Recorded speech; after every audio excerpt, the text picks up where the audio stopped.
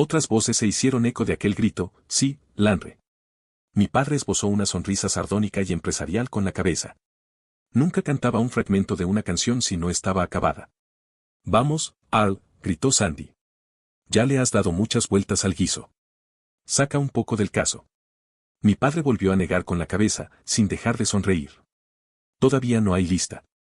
Se agachó y, con cuidado, guardó la laúd en su estuche. Solo unos versos, insistió Arla Denteran. Sí, hazlo por Ben. No es justo que haya tenido que oírte hablar de ella todo este tiempo y que a saber qué hacías en el carromato con tu esposa si no, cántala. Lanre. Trip organizó rápidamente a toda la troupe y la convirtió en un gran coro que no paraba de bramar. Mi padre consiguió soportar aquella situación durante casi un minuto, antes de agacharse y sacar su laúd del estuche. Todos aplaudieron. El público se llamó en cuanto mi padre volvió a sentarse. Afinó un par de cuerdas, a pesar de que acababa de guardar el instrumento. Dobló los dedos, tanteó unas cuantas notas y se puso a tocar la canción con tanta suavidad que no me di cuenta de que había empezado. Entonces la voz de mi padre sonó por encima del subir y bajar de la música: sentaos y prestad atención, pues voy a cantar una historia en tiempos remotos forjada y ya olvidada.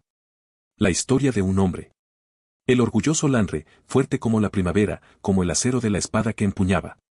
Os contaré cómo luchó, cayó y se levantó, para caer de nuevo. Esta vez en las sombras. Lo abatió el amor a su tierra natal y a su esposa Lira, cuya llamada dicen algunos que atendieron, traspasando las puertas de la muerte para pronunciar su nombre con renacido aliento. Mi padre aspiró e hizo una pausa, con la boca abierta como si fuera a continuar. Entonces una amplia y pícara sonrisa iluminó su cara, se agachó y guardó su laúd. Hubo protestas y muestras de indignación, pero todos sabían que podían considerarse afortunados por haber oído los pocos versos que mi padre había cantado. Entonces alguien se puso a tocar una canción para bailar y las protestas se apagaron. Mis padres bailaron juntos, mi madre con la cabeza apoyada en el pecho de mi padre. Ambos tenían los ojos cerrados y parecían perfectamente satisfechos. Si encuentras a una persona así, alguien a quien puedas abrazar y con la que puedas cerrar los ojos a todo lo demás, puedes considerarte muy afortunado. Aunque solo dure un minuto o un día.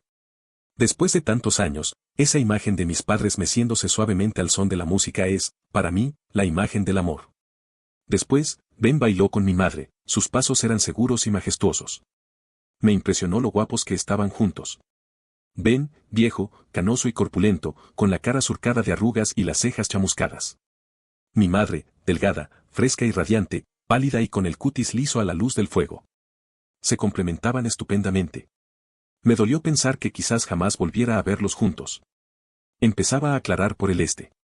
Nos congregamos todos para despedirnos.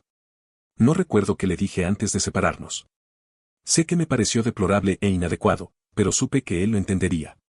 Ben me hizo prometer que no me metería en líos tonteando con las cosas que él me había enseñado. Se agachó y me dio un abrazo, luego me alborotó el cabello. Ni siquiera me importó. Como represalia, intenté alisarle las cejas, algo que siempre había querido hacer. La expresión de sorpresa de Ben fue maravillosa. Volvió a abrazarme, y entonces se apartó de mí. Mis padres prometieron pasar por el pueblo siempre que la troupe se encontrara por la zona. Todos los miembros de la troupe dijeron que no necesitarían que les insistieran mucho. Pero, pese a ser muy joven, yo sabía la verdad. Pasaría mucho tiempo antes de que volviera a ver a Ben. Años. No recuerdo habernos puesto en marcha esa mañana, pero sí recuerdo que intenté dormir y que me sentí muy solo. Mi única compañía era un dolor sordo y agridulce. Cuando desperté, a última hora de la tarde, encontré un paquete a mi lado. Estaba envuelto con arpillera y atado con un cordel, y había un pedazo de papel con mi nombre enganchado, agitándose al viento como una banderita. Desenvolví el paquete y reconocí la cubierta del libro. Era Retórica y Lógica, el libro que Ben había utilizado para enseñarme a polemizar. Era el único libro de su pequeña biblioteca, compuesto por una docena de volúmenes, que yo no había leído de cabo a rabo. Y yo lo odiaba. Lo abrí y vi que había algo escrito en la guarda. Rezaba: Quote, defiéndete bien en la universidad. Haz que estés orgulloso de ti. Recuerda la canción de tu padre. Ten cuidado con el delirio. Tu amigo, Avantiban y yo nunca habíamos hablado de la posibilidad de que yo fuera a la universidad. Yo soñaba con estudiar allí algún día, por supuesto. Pero eran sueños que no me atrevía a compartir con mis padres. Estudiar en la universidad significaría dejarles a ellos, a la troupe, a todos y todo lo que constituía mi mundo. La verdad es que era una idea aterradora. ¿Cómo sería instalarme en un sitio, no para pasar una noche ni un ciclo, sino meses, quizás años? No volver a actuar. No hacer acrobacias con Trip, ni interpretar al joven y engreído hijo del noble en Tres Peniques por un deseo. No volver a viajar en carromato. No tener a nadie con quien cantar. Yo nunca había dicho nada en voz alta, pero Ben debía de saber todo eso. Releí sus palabras, lloré un poco y le prometí que lo haría lo mejor que pudiera. 16 Esperanza. En los meses siguientes, mis padres hicieron todo lo posible para llenar el vacío de la ausencia de Ben. Se ocuparon de que los otros artistas colmaran mi tiempo de manera productiva para que no me deprimiera. Veréis, en la troupe la edad no tenía ninguna importancia. Si eras lo bastante fuerte para ensillar los caballos, ensillabas los caballos. Si eras rápido con las manos, hacías malabares. Si ibas bien afeitado y te sentaba bien el traje, interpretabas a Lady Ratiel en El porquero y el ruiseñor. En general, las cosas eran así de sencillas. Así que Trip me enseñó a contar chistes y a dar volteretas. Sandy me enseñó los bailes finos de media docena de países. Teren me midió comparándome con su espada y decidió que ya era lo bastante alto para aprender los fundamentos de la esgrima. No lo bastante alto para pelear de verdad, puntualizó, pero sí lo suficiente para hacer una actuación digna en el escenario. Los caminos estaban bien en esa época del año, de modo que avanzábamos a buen ritmo hacia el norte de la mancomunidad, recorríamos 25 o 30 kilómetros diarios en busca de pueblos donde actuar. Ahora que Ben nos había dejado, yo viajaba casi siempre en el carromato de mi padre, que empezó a instruirme de manera más formal para los escenarios. Yo ya sabía muchas cosas, por supuesto. Pero lo que había ido aprendiendo era un batiburrillo. Mi padre se propuso enseñarme de forma sistemática los verdaderos mecanismos del oficio de actor. Como pequeños cambios en la entonación o en la postura hacen que un hombre parezca torpe, ladino o bobo. Por último, mi madre empezó a enseñarme a comportarme en sociedad. Yo ya tenía algunas nociones que había aprendido en nuestras pocas frecuentes estancias en casa del barón Greyfallow, y creía que ya era bastante refinado sin necesidad de memorizar fórmulas de cortesía, modales en la mesa y las enmarañadas jerarquías de la nobleza. Tal cual se lo dije a mi madre. ¿A quién le importa si un vizconde modegano está por encima de un esparata en Víntico?, protesté. ¿Y a quién le importa si a uno hay que llamarlo, excelencia, y al otro, señor? Les importa a ellos, contestó mi madre con firmeza. Si actúas para ellos, necesitas comportarte con dignidad y aprender a no meter el codo en la sopa. A padre no le importa qué tenedor tiene que usar ni quién está jerárquicamente por encima de quién. Mi madre frunció el ceño y entrecerró los ojos. ¿Quién está por encima de quién?, me corregí. Tu padre sabe más de lo que parece, replicar mi madre. Y lo que no sabe lo disimula gracias a su considerable encanto. Así es como se salva. Me cogió la barbilla y me giró la cabeza hacia ella. Sus ojos eran verdes con un cerco dorado junto a la pupila. ¿Te contentas con salvarte? ¿O quieres que esté orgullosa de ti? Esa pregunta solo tenía una respuesta. Una vez que me puse a trabajar en serio para aprender aquellas cosas, comprobé que no eran más que otra clase de teatro. Otro guión. Mi madre con poemaponías para ayudarme a recordar los elementos más disparatados de la etiqueta.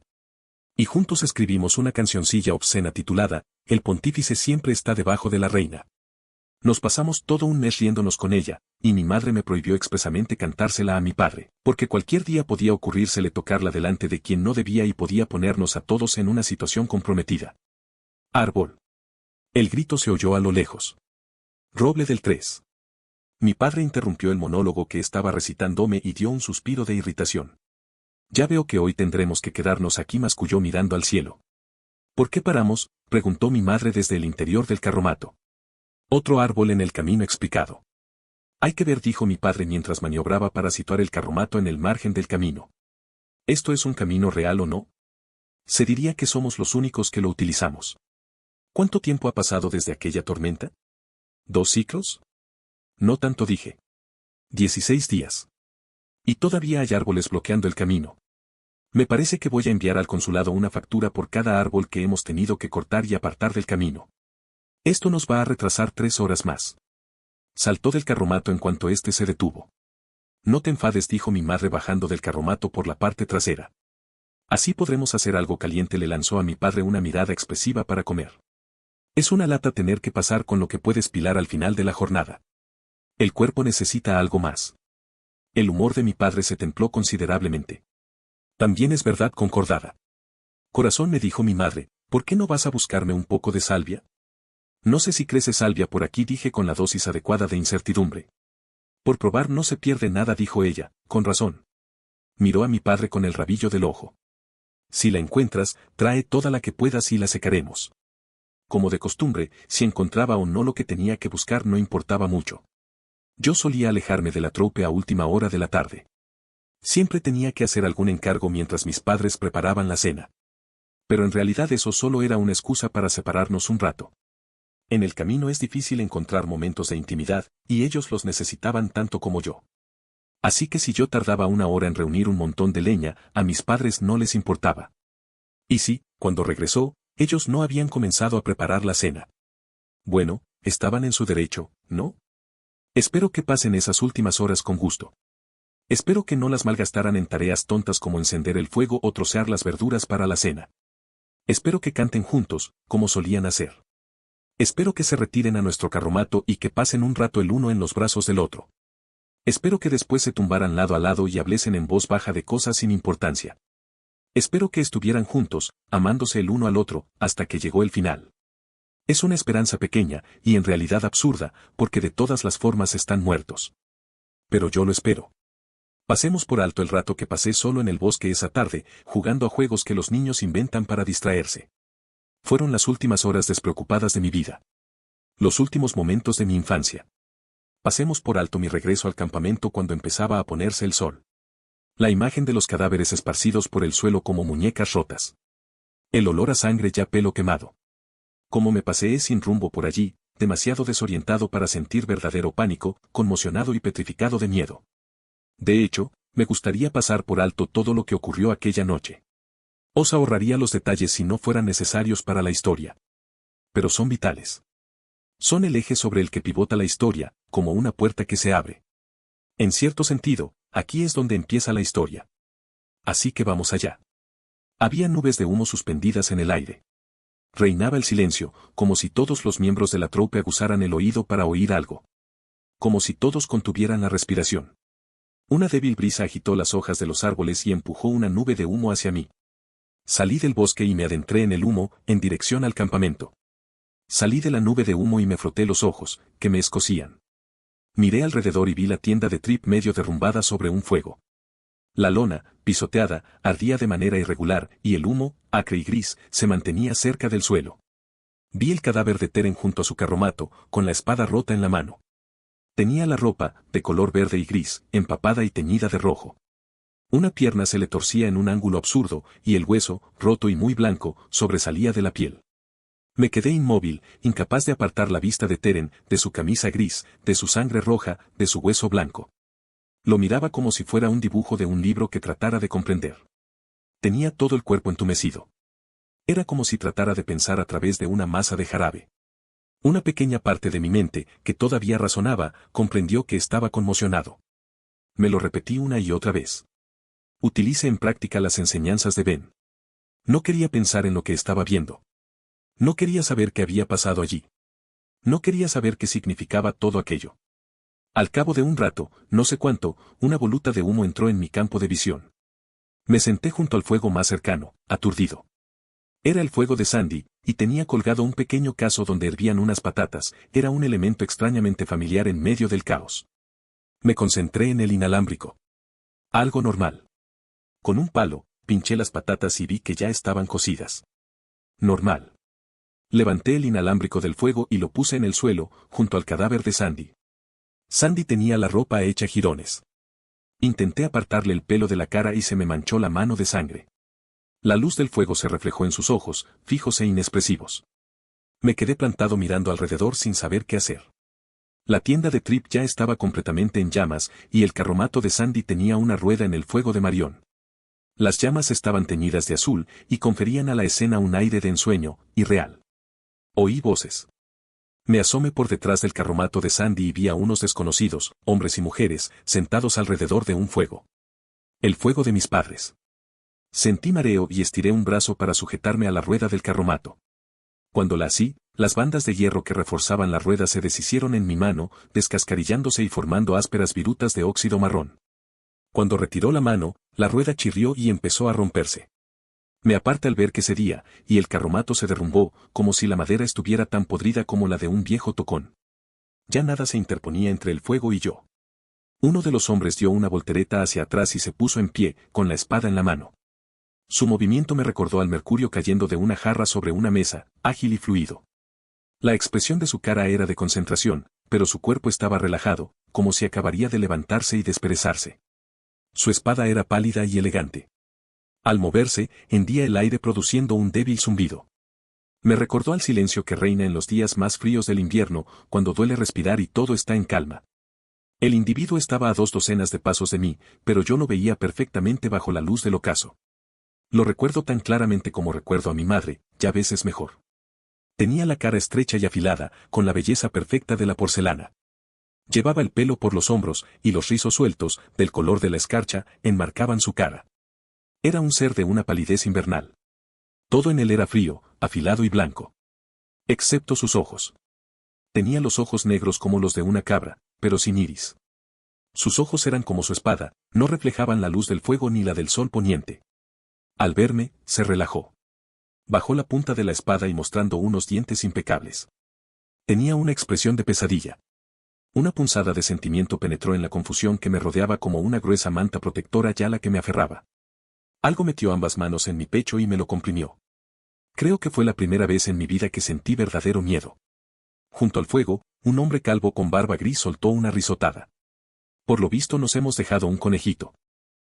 Cuidado, Ceniza, podría tener los dientes afilados.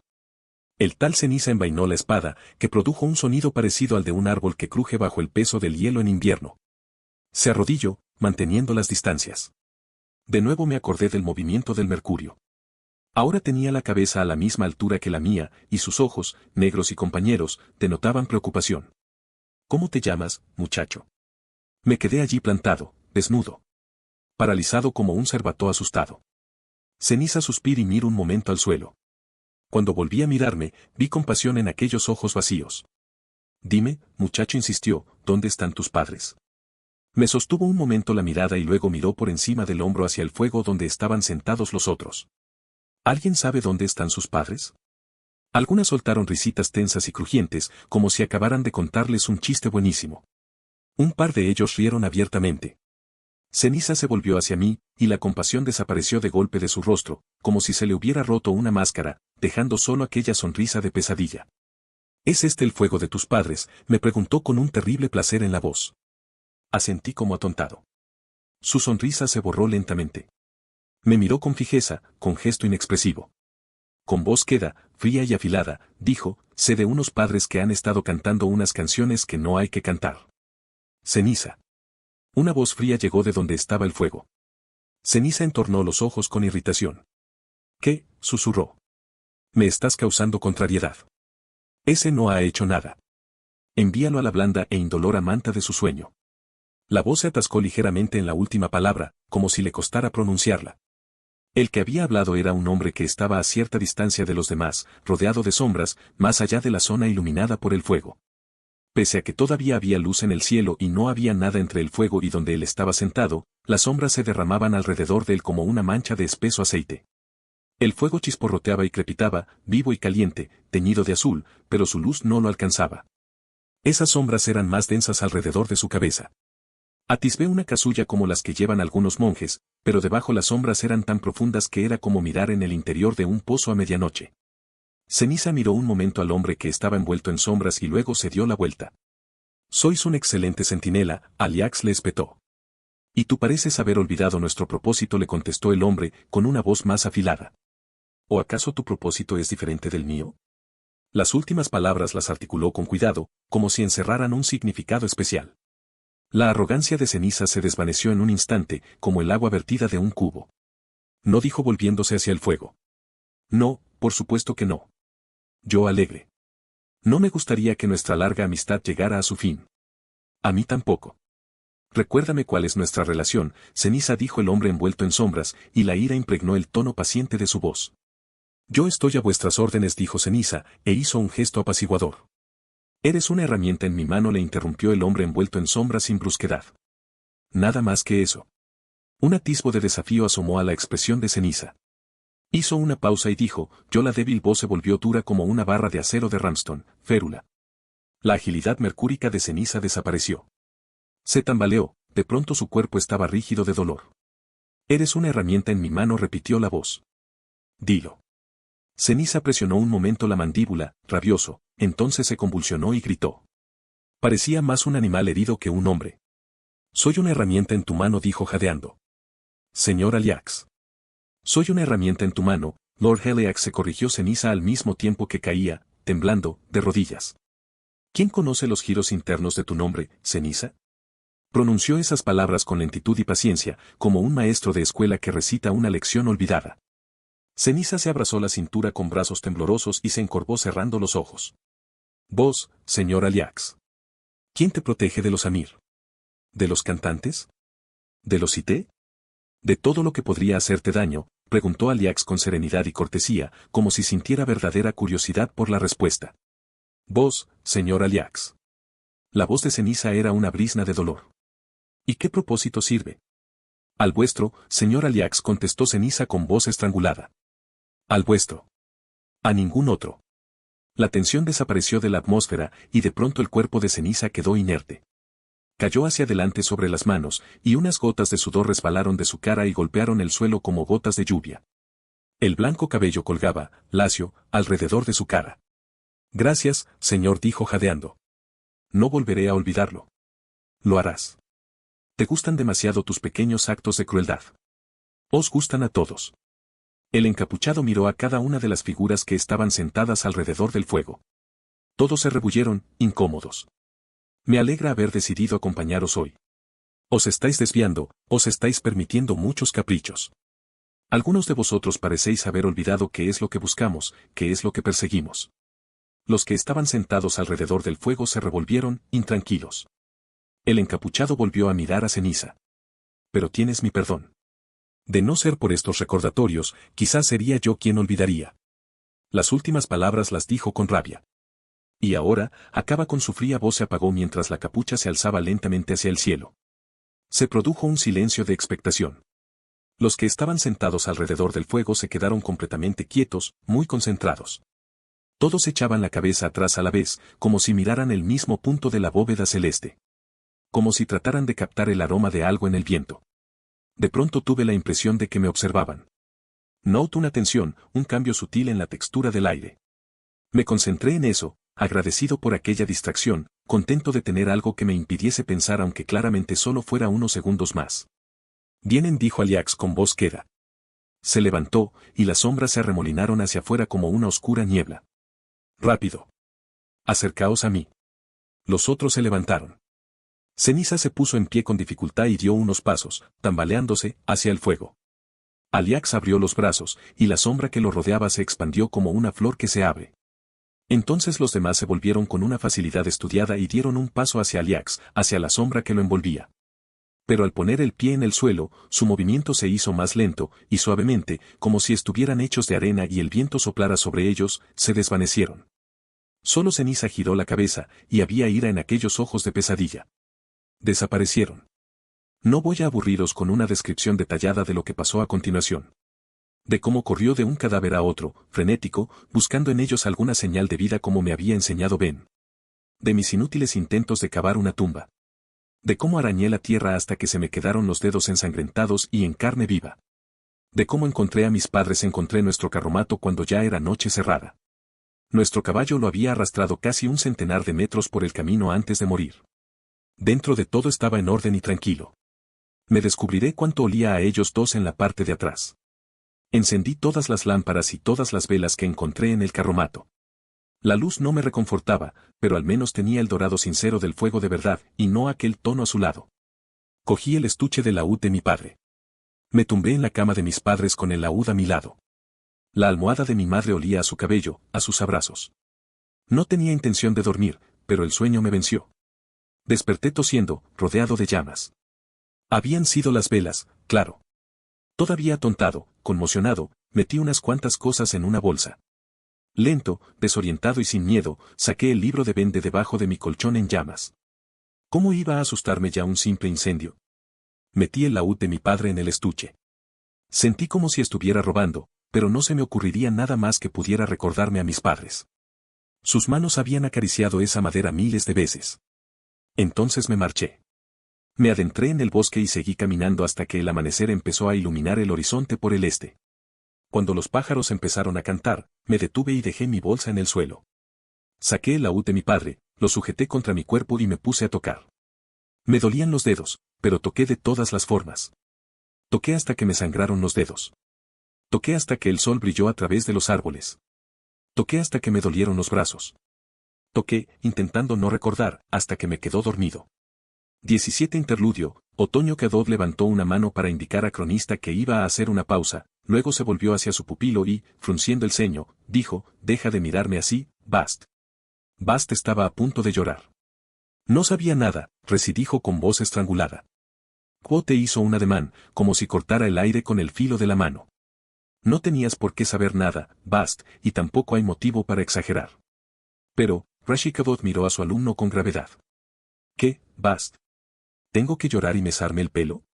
¿Maldecir a Telu y a sus ángeles? ¿Darme golpes en el pecho? No. Eso es drama barato». Su expresión se suavizó un tanto. «Agradezco tu preocupación, pero esto no es más que una parte de la historia, ni siquiera la peor parte, y no os la estoy contando para cosechar tu simpatía». Quote apartó la silla de la mesa y se levantó. «Además, todo eso pasó hace mucho tiempo», dijo quitándole importancia con un ademán.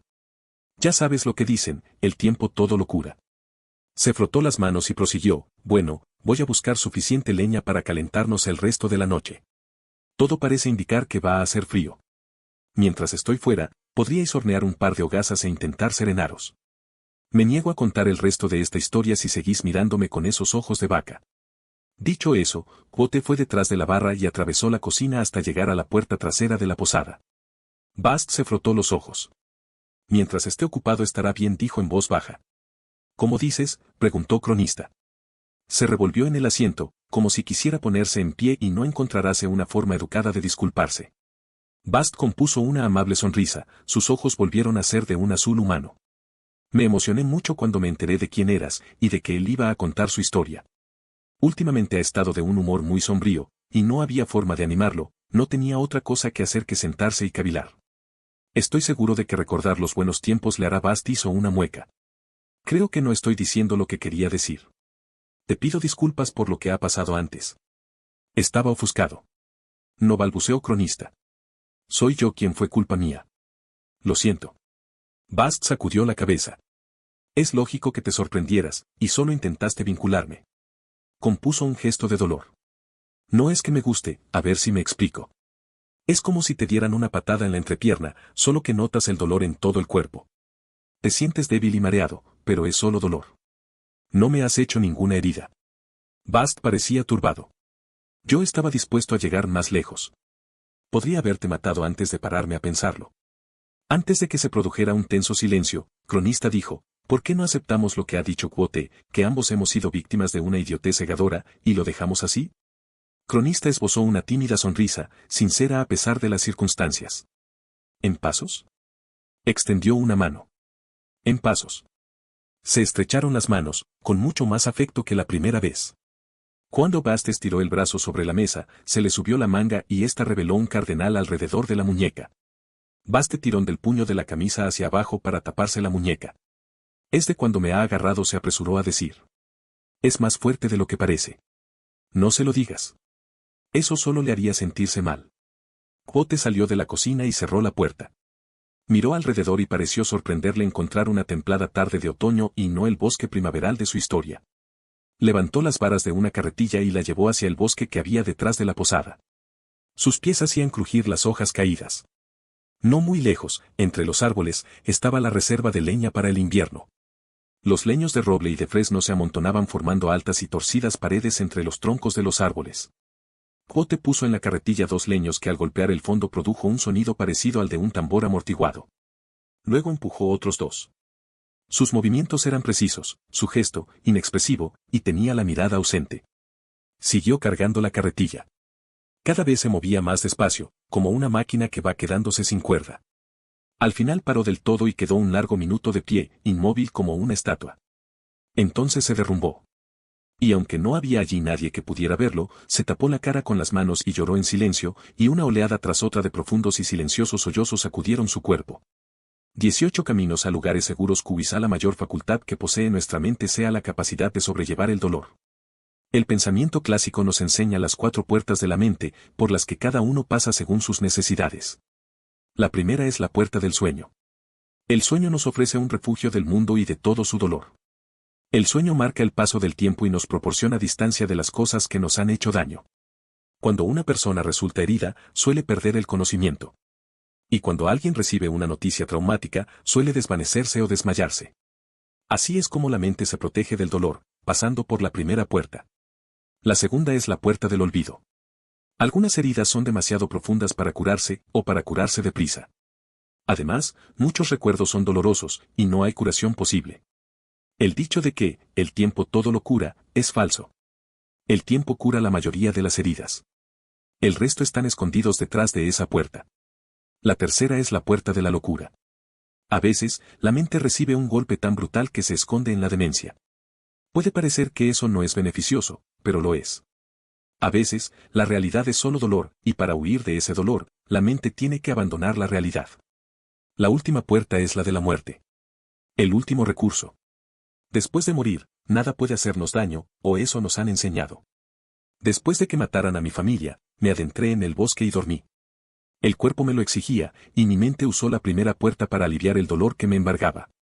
La herida quedó cubierta hasta que llegara el momento propicio para la curación. Era un mecanismo de defensa, una buena parte de mi mente dejó de funcionar.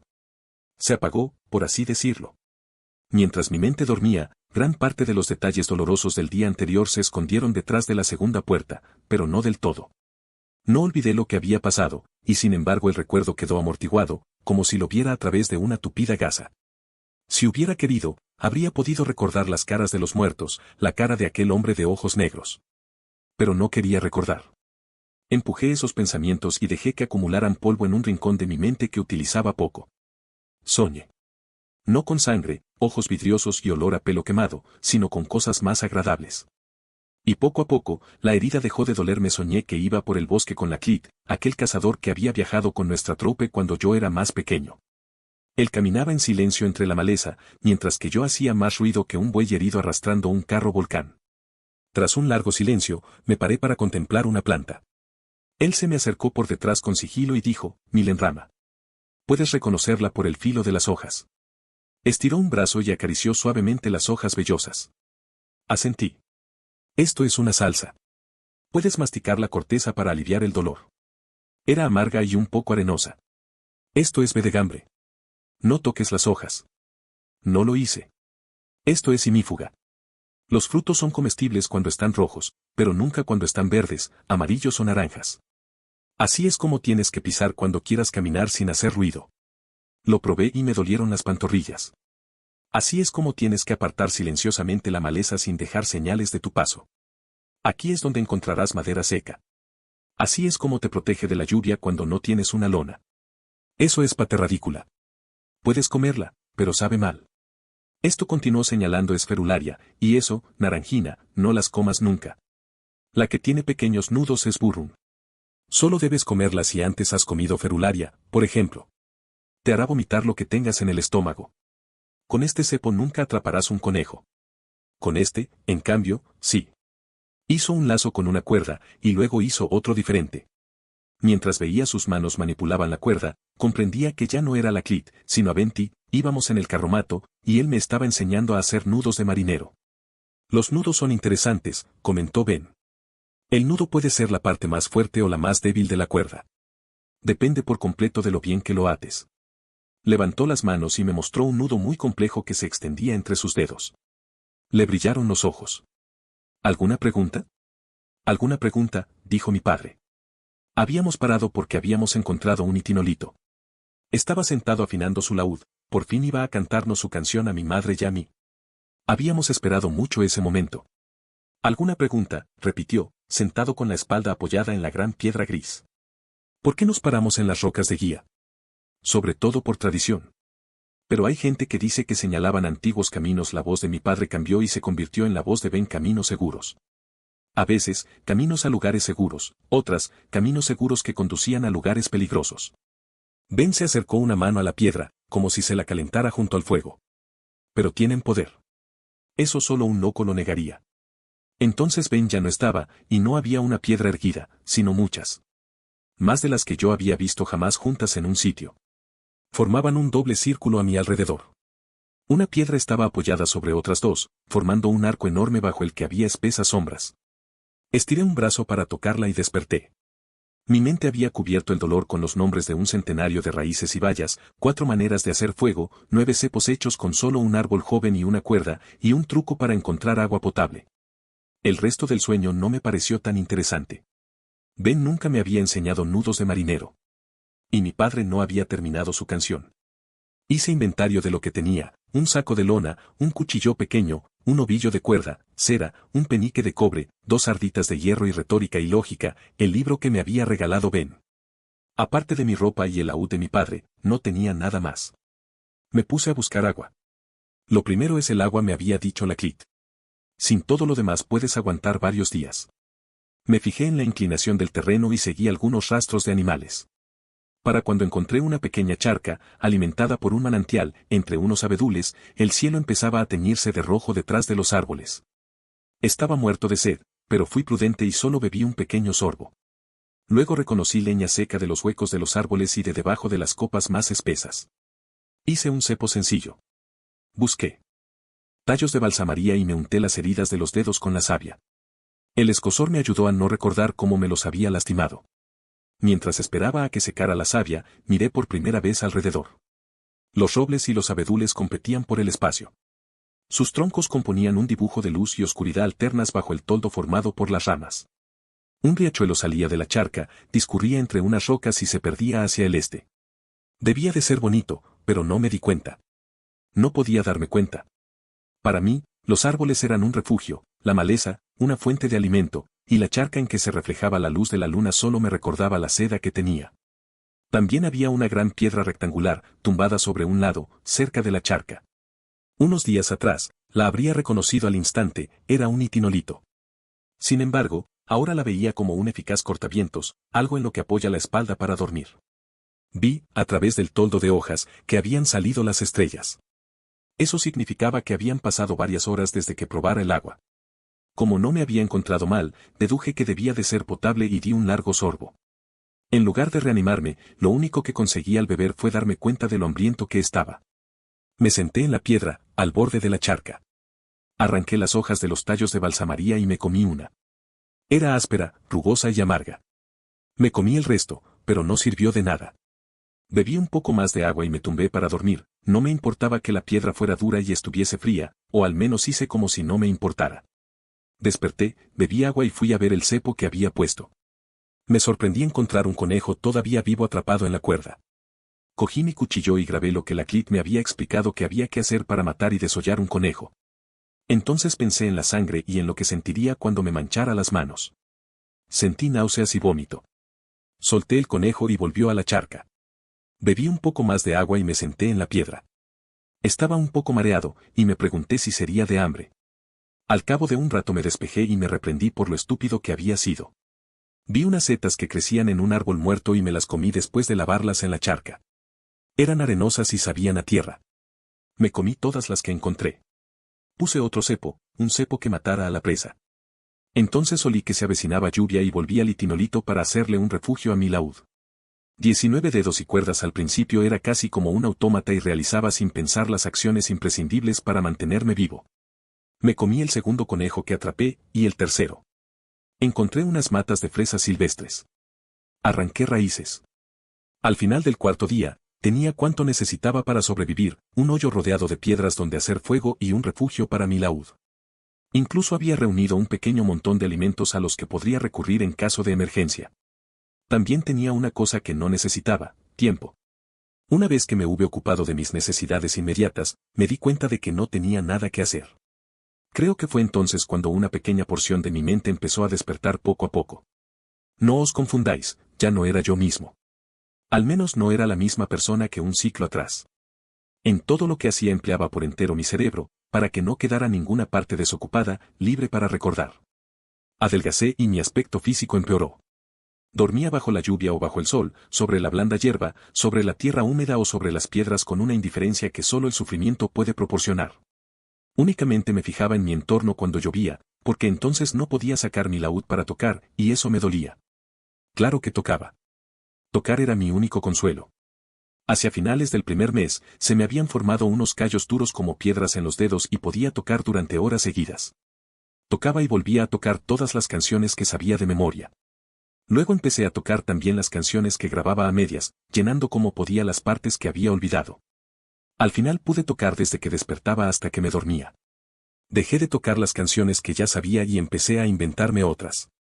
Antes ya había compuesto canciones, incluso había ayudado a mi padre a componer un verso o dos. Pero ahora le dediqué toda mi atención. Algunas de esas canciones me han acompañado hasta hoy. Poco después empecé a tocar. ¿Cómo podría describirlo? Empecé a tocar otra cosa que no eran canciones. Cuando el sol calienta la hierba y la brisa te refresca, sientes algo especial, y yo tocaba hasta que conseguía expresar ese sentimiento. Tocaba hasta que la música sonaba a hierba tibia y brisa fresca. Tocaba para mí mismo, pero era un público muy exigente. Recuerdo que pasé casi 3 días enteros tratando de capturar el viento al girar una hoja. Hacia finales del segundo mes, podía tocar cosas casi con la misma facilidad con que las veía y las sentía, el sol poniéndose detrás de las nubes, un pájaro bebiendo, el rocío en los helechos. Hacia mediados del tercer mes dejé de buscar fuera y empecé a buscar temas en mi interior. Aprendí a tocar, viajar en el carromato con Ben, cantar con padre junto al fuego, ver bailar a Sandy, moler hojas cuando hace buen tiempo, la sonrisa de madre. Tocar esas cosas me dolía, por supuesto, pero era un dolor como el de los dedos tiernos sobre las cuerdas del laúd. Sangraba un poco, pero confiaba en que pronto me saldría el callo. Hacia finales del verano, se rompió una cuerda del laúd. No había forma de repararla. Me pasé casi todo el día sumido en un mudo estupor, sin saber qué hacer.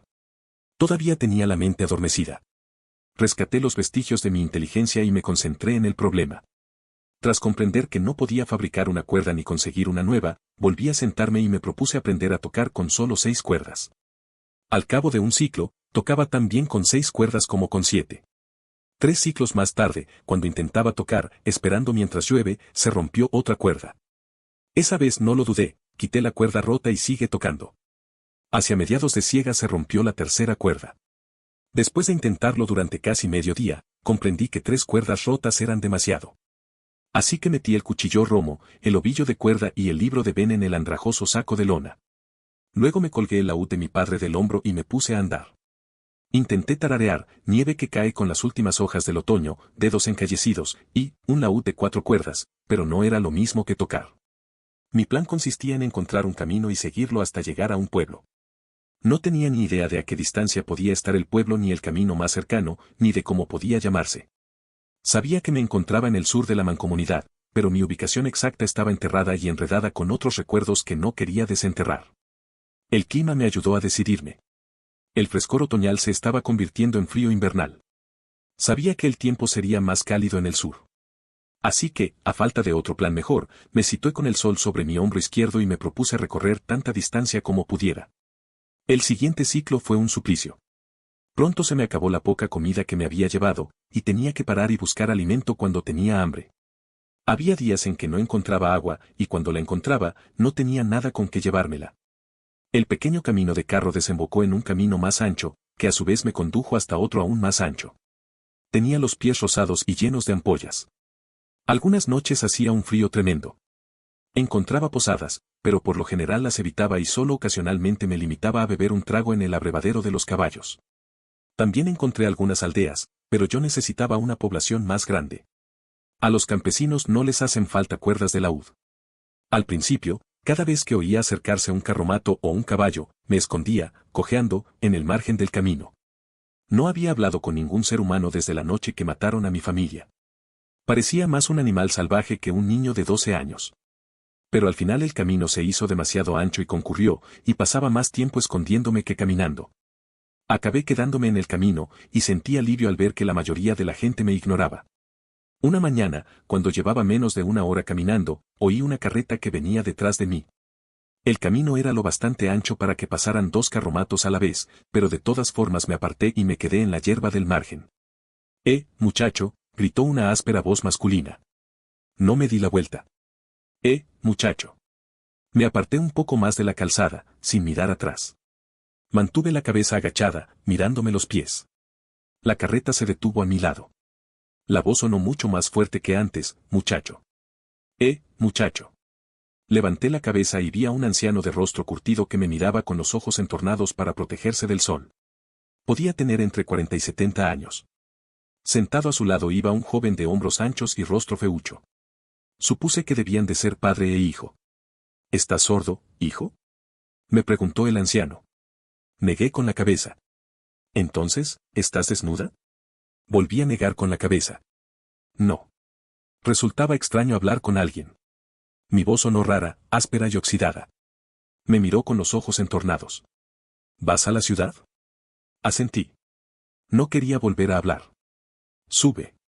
Señaló con la cabeza hacia la parte trasera de la carreta. A Sam no le importará tirar de un chiquillo como tú. Le dio unas palmadas en la grupa al mulo.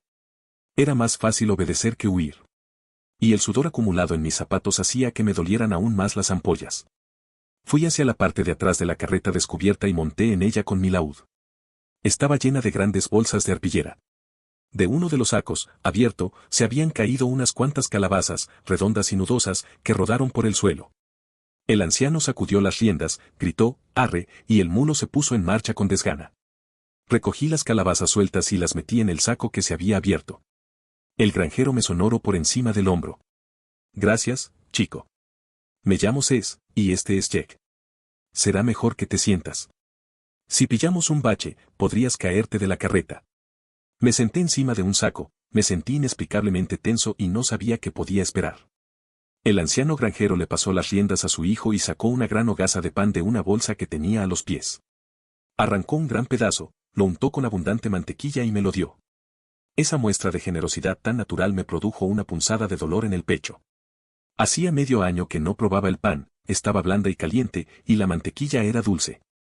Reservé un trozo para más tarde y lo guardé en mi saco de lona. Al cabo de un cuarto de hora, el anciano se volvió. ¿Sabes tocar eso, chico? Señaló el estuche del laúd y yo lo apreté contra mi cuerpo. Está roto, dije. Lo repuso, desilusionado. Creí que iba a pedirme que me apeara, pero me escuchó e hizo un gesto con la cabeza hacia el joven que iba sentado a su lado. Entonces tendremos que entretenerte nosotros a ti. Se puso a cantar, calderero, curtidor, una canción de taberna más antigua que Dios. Al cabo de un segundo, su hijo se puso a cantar también, y sus burdas voces armonizaban con una sencillez que me produjo una punzada de dolor al recordar otros carromatos, otras canciones y un hogar medio olvidado. 20 manos ensangrentadas y puños doloridos alrededor de mediodía, la carreta tomó otro camino, ancho como un río y adoquinado. Al principio solo encontramos a un puñado de viajeros y un par de carromatos, pero a mí me pareció una multitud después de pasar tanto tiempo solo. Nos internamos en la ciudad, y los edificios bajos dieron paso a tiendas y posadas más altas. Los árboles y los jardines fueron sustituidos por callejones y puestos de vendedores ambulantes. Aquel gran río que era la calzada se anegó y taponó con centenares de carros y peatones, docenas de carromatos y carretas y, de vez en cuando, un hombre a caballo. Se oían cascos de caballo y gritos de gente, olía a cerveza, a sudor, a basura y a brea. Me pregunté qué ciudad sería aquella, y si habría estado allí antes, y entonces apreté los dientes y me obligué a pensar en otras cosas. Ya casi hemos llegado, dijo C subiendo la voz para hacerse oír por encima del bullicio. Al final, la calle desembocaba en un mercado. Los carros avanzaban por los adoquines produciendo un sonido parecido al de truenos lejanos. La gente regateaba y discutía.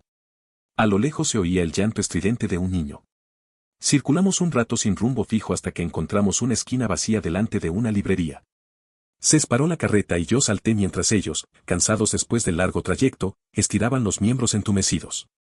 Entonces, con una especie de acuerdo tácito, los ayudé a bajar los sacos y a amontonarlos a un lado. Media hora más tarde estábamos descansando entre los sacos. Cés me miró haciendo visera con una mano.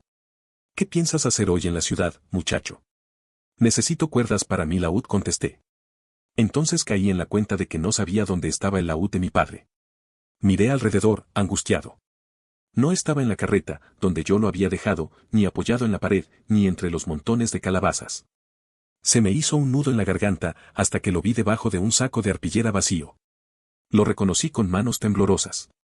El anciano granjero me sonrió y me ofreció un par de aquellas nudosas calabazas que habíamos estado descargando.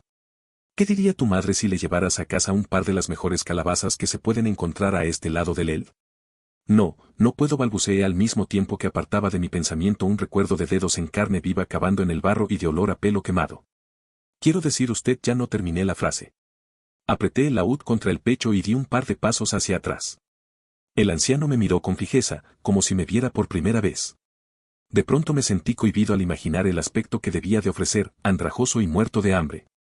Abracé el laúd y me alejé unos pasos más. El granjero bajó los brazos y los dejó al lado del cuerpo, y la sonrisa se borró de su cara. «Ay, hijo», dijo con un hilo de voz. Dejó las calabazas, luego se volvió hacia mí y, con seriedad y ternura, dijo: «Jake y yo vamos a quedarnos aquí, vendiendo, hasta que se ponga el sol. Si para entonces has encontrado lo que buscas, puedes venir a la granja con nosotros. Hay días en que a mi mujer y a mí nos vendría bien que nos echaran una mano. Serás bienvenido. ¿Verdad, Jack?» Jake también me miró, la compasión y la honradez se reflejaban en su rostro. «Claro que sí, padre. Madre lo dijo antes de que nos marcháramos». El anciano siguió mirándome con gesto serio.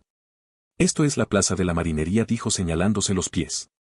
«Estaremos aquí hasta el anochecer, quizás un poco más. Si quieres que te llevemos, vuelve aquí». Su mirada denotaba preocupación. «¿Me has oído? Puedes volver con nosotros». Seguí retrocediendo, paso a paso, sin saber muy bien por qué lo hacía. Solo sabía que si me iba con ellos tendría que dar explicaciones, que tendría que recordar. Prefería cualquier cosa a abrir esa puerta. «No. No, gracias», balbuceé. «Me han ayudado mucho. Ya me las arreglaré». Un hombre con un delantal de cuero me empujó por detrás. Sobresaltado, di media vuelta y eché a correr. Les oí llamarme, pero la muchedumbre ahogó sus gritos. Corrí con el corazón latiéndome con fuerza en el pecho. Tarbean es lo bastante grande para que no puedas recorrerla a pie de un extremo a otro en un solo día, aunque consigas no perderte y aunque nadie te aborde en el laberinto de sinuosas callejas y callejones sin salida. De hecho, era demasiado grande. Era vasta, inmensa. Mares de gente, bosques de edificios, calles anchas como ríos. Olía a orina, a sudor, a humo de carbón y a brea. Si hubiera estado en mi sano juicio, jamás habría ido allí. Con el tiempo, me perdí. Doblé una esquina demasiado pronto o demasiado tarde, y luego intenté arreglarlo atajando por un callejón que discurría entre dos altos edificios y que parecía un estrecho abismo. Serpenteaba como un barranco labrado por un río que había desaparecido en busca de un lecho más limpio. La basura se amontonaba junto a las paredes y llenaba las rendijas entre los edificios y los portales. Después de dar varias vueltas, percibí el rancio olor a animal muerto. Doblé una esquina y fui tambaleándome hasta una pared, me cegaban estrellas de dolor. Noté unas manos fuertes que me agarraban por los brazos. Abrí los ojos y vi a un muchacho mayor que yo. Me doblaba en estatura y tenía el pelo negro y unos ojos de mirada salvaje. La suciedad de la cara hacía que pareciera que tuviera barba y le daba un aire extrañamente cruel a su joven rostro. Otros dos chicos me separaron bruscamente de la pared. Uno de ellos me retorció un brazo y grité. El mayor de los tres suena al oírme gritar y se pasó una mano por el pelo. «¿Qué haces aquí, Nalt? ¿Te has perdido?» Su sonrisa se ensanchó. Intenté apartarme, pero uno de los chicos me retorció la muñeca. Sin contestación. «Creo que se ha perdido», Pike, dijo el que estaba a mi derecha. El que estaba a mi izquierda me dio un fuerte codazo en la cabeza, y el callejón empezó a oscilar alrededor de mí. Pike soltó una carcajada. «Busco una carpintería masculina», aturdida. La expresión de Pike se volvió asesina. Me agarró por los hombros con ambas manos. «Te he preguntado algo», gritó. «¿Te ha dado permiso para hablar?» Me golpeé en la cara con la frente, y noté un fuerte crack seguido de un estallido de dolor. Pike». La voz parecía provenir de una dirección imposible. Un pie le dio un empujón al estuche de mi laúd, dándole la vuelta. Pike, mira esto». Pike miró el estuche del laúd, que cayó al suelo con un golpazo. «¿Qué has robado, Nalt?» «No lo he robado. Uno de los chicos que me tenía sujeto por el brazo rió. «Ya, tu tío te lo ha dado para que vayas a venderlo porque necesitáis comprar medicinas para tu abuelita enferma». Volvió a reír mientras yo parpadeaba para quitarme las lágrimas de los ojos. Oí 3 chasquidos cuando abrió los cierres. Luego oí la inconfundible vibración armónica cuando sacaron el laúd de su estuche. «Tu abuela se va a llevar un disgusto cuando sepa que has perdido esto», Nalt, dijo Pike con voz serena. Que Telú nos aplaste, exclamó el chico que estaba a mi derecha. ¿Sabes cuánto vale una cosa de esas, Pique? Oro, Pique. No se pronuncia el nombre de Telú así, dijo el chico que estaba a mi izquierda. ¿Qué? No invoques a Telú salvo en caso de necesidad, porque Telú juzga todos los pensamientos y todas las obras, recitó. Que Telú se me mee encima con su reluciente nabo si esta cosa no vale 20 talentos. Eso significa que Dique nos dará al menos 6. ¿Sabes qué se puede hacer con ese dinero? Si no dejas de decir esas cosas, no podrás hacer nada con él. Telú nos vigila, pero es vengativo, dijo el otro con tono reverente y temeroso. Has vuelto a dormir en la iglesia, ¿no? A ti se te pega la religión como a mí se me pegan las pulgas. Te voy a hacer un nudo con los brazos. Tu madre es una puta. No hables de mi madre, Lin. Una puta barata. Para entonces, yo había conseguido quitarme las lágrimas de los ojos a base de parpadear, y podía ver a Pique acuclillado en el callejón. Parecía fascinado por mi laúd. Mi precioso laúd. Lo miraba con aire soñador, dando vueltas y vueltas con las sucias manos. A través de la neblina de miedo y dolor, el horror iba apoderándose de mí. Las dos voces subieron de tono detrás de mí, y empecé a notar una rabia feroz en mi interior. Me puse en tensión. No podía luchar contra ellos, pero sabía que si conseguía agarrar mi laúd y meterme entre la muchedumbre, podría huir de mis agresores. Y ella seguía follando por ahí. Pero ahora solo cobra medio penique por polvo. Por eso tienes la cabeza tan blanda. Es un milagro que no tengas ninguna abolladura. Así que no te sientas mal, por eso te pones religioso con tanta facilidad. Conclusión, triunfante, el primer chico. Solo noté una ligera tensión a mi derecha. Yo también me puse en tensión, dispuesto a saltar. Pero gracias por la advertencia. Dicen que a Telú le gusta esconderse detrás de grandes montones de estiércol y que de pronto uno de los chicos se abalanzó sobre el otro y lo aprisionó contra la pared, y me encontré con los brazos libres. Di 3 zancadas hasta donde estaba Pique, agarré el laúd por el mástil y tiré de él. Pero Pique era más rápido de lo que yo había calculado, o más fuerte. No conseguí arrebatarle el laúd. Me quedé clavado, y Pique se levantó. Mi frustración y mi ira iban en aumento. Solté el laúd y me lancé sobre Pique. Le arañé la cara y el cuello con fiereza, pero él era un veterano de las peleas callejeras y se protegió bien. Le hice una herida en la cara con una uña, desde la oreja hasta la barbilla. Entonces Pique se me echó encima y me obligó a retroceder hasta que me di contra la pared del callejón. Me golpeé la cabeza contra la pared de ladrillo, y me habría caído si Pique no me hubiera estado apretando contra el muro desmoronadizo. Intenté respirar a boqueadas, y entonces me di cuenta de que llevaba un rato gritando. Pique olía a sudor de varios días ya aceite rancio. Me sujetó los brazos junto a los costados mientras me apretaba aún más fuerte contra la pared. Pensé fugazmente que debía de haber soltado mi laúd. Volví a aspirar por la boca y sacudí los brazos, golpeándome otra vez la cabeza contra la pared. Me encontré con la cara pegada contra el hombro de Pique y mordí con todas mis fuerzas. Noté cómo le desgarraba la piel con los dientes y el sabor de su sangre. Pique dio un grito y se apartó de mí. Respiré hondo y sentí un fuerte dolor en el pecho. Antes de que pudiera moverme o pensar, Pique volvió a sujetarme y me aporreó repetidamente contra la pared. Luego me agarró por el cuello, me dio la vuelta y me tiró al suelo. Entonces fue cuando oí el ruido, y pareció que todo se detenía. Después de que mataran a mi troupe, a veces soñaba con mis padres, los veía vivos, cantando. En mi sueño, su muerte había sido un error, un malentendido, una nueva obra que ellos estaban ensayando. Y por unos momentos sentí alivio del intenso dolor que me aplastaba constantemente. Los abrazaba, y los tres nos reíamos de mis infundadas preocupaciones. Cantaba con ellos, y durante un rato todo era maravilloso. Maravilloso.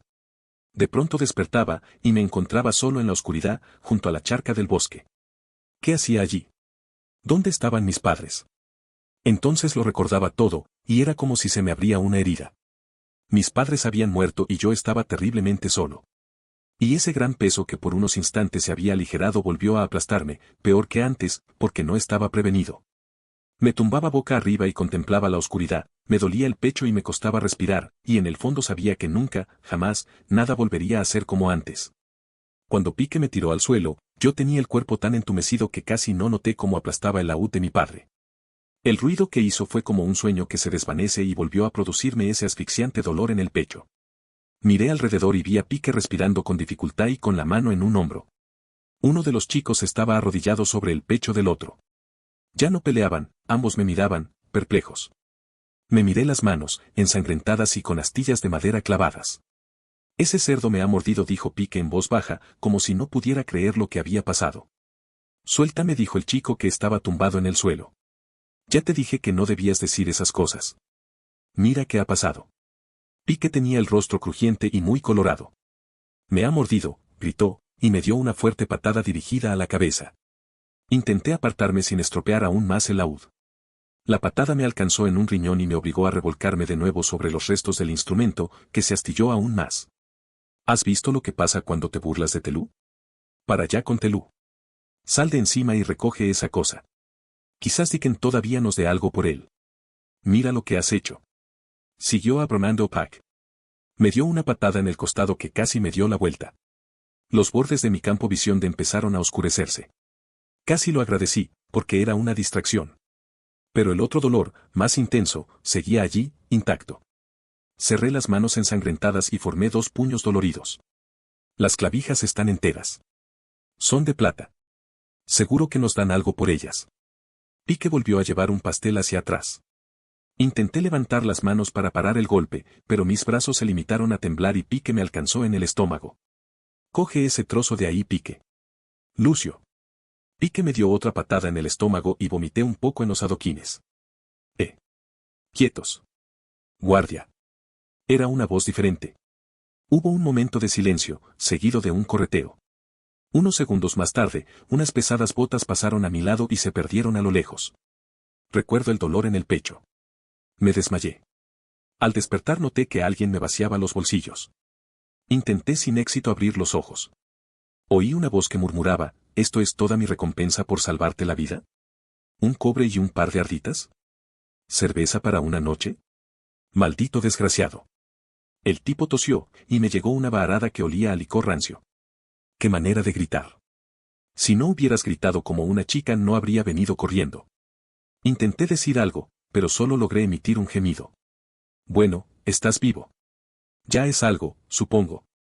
Oí un gruñido, el tipo se levantó y los pasos de sus botas se alejaron hasta perderse en el silencio.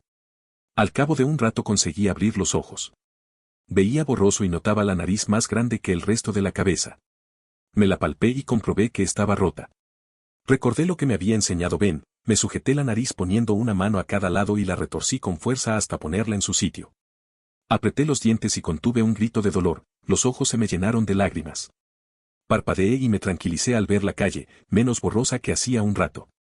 El contenido de mi saco estaba esparcido por el suelo, medio ovillo de cuerda, un cuchillo romo, retórica y lógica y los restos del trozo de pan que me había dado el granjero. Parecía que hubiera pasado una eternidad. El granjero. Pensé en Cés y Jack. Pan blando con mantequilla. Canciones como las que cantábamos en los carromatos. Su oferta de un lugar seguro, un nuevo hogar. De pronto me asaltó un recuerdo y me inundó una oleada de pánico. Eché un vistazo al callejón y, al mover la cabeza, sentí un fuerte dolor. Aparté la basura con las manos y encontré unos restos de madera que reconocí al instante. Me quedé mirándolos, mudo, y el mundo pareció oscurecerse un poco alrededor de mí. Eché una ojeada a la delgada franja de cielo visible sobre mi cabeza y vi que se estaba tiñendo de rojo. ¿Qué hora era? Me apresuré a recoger mis cosas, tratando el libro de Ben con más cuidado que el resto de objetos, y eché a andar, cojeando, por donde creí que llegaría a la plaza de la marinería.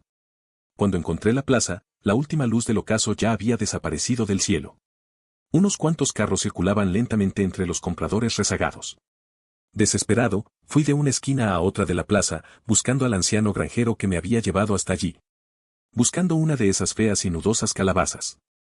Cuando por fin encontré la librería junto a la que había aparcado Cés, estaba jadeando y tambaleándome. No vio a Cés ni su carreta por ninguna parte. Me dejé caer en el espacio que había dejado la carreta y noté el dolor de una docena de heridas que hasta ese momento me había obligado a ignorar. Me las toqué, una por una. Tenía varias costillas doloridas, aunque no sabía si estaban rotas o si el cartílago estaba desgarrado. Si movía la cabeza demasiado deprisa, me mareaba y me daban náuseas, seguramente sufriría una conmoción. Tenía la nariz rota, y más cardenales y desolladuras de los que podía contar. Además estaba hambriento. Como el hambre era lo único que podía solucionar, cogí el pan que me quedaba y me lo comí. No fue suficiente, pero era mejor que nada. Bebí un poco de agua de un abrevadero, tenía tanta sed que no me importaba que el agua fuera agria y salobre. Pensé en marcharme de allí, pero en mi estado tendría que caminar durante horas. Además, no había nada esperándome en las afueras de la ciudad, salvo kilómetros y kilómetros de tierras de labranza cosechadas. Ni árboles que me protegieran del viento. Ni madera para encender fuego. Ni conejos a los que ponerle cepos. Ni raíces que arrancar. Ni brezo para improvisar una cama. Tenía tanta hambre que me dolía el estómago. Allí, al menos, olía a pollo cocinándose. Habría seguido el rastro de ese olor, pero estaba mareado y me dolían las costillas. Quizás al día siguiente alguien me diera algo de comer. En ese momento estaba demasiado cansado. Lo único que quería era dormir. Los adoquines estaban perdiendo el último calor del sol y el viento soplaba cada vez con más fuerza. Me metí en el portal de la librería para protegerme del viento. Estaba a punto de dormirme cuando el dueño de la tienda abrió la puerta, me dio una patada y me amenazó con llamar a los guardias si no me largaba de allí. Me alejé cojeando tan aprisa como pude. Después encontré unas cajas vacías en un callejón.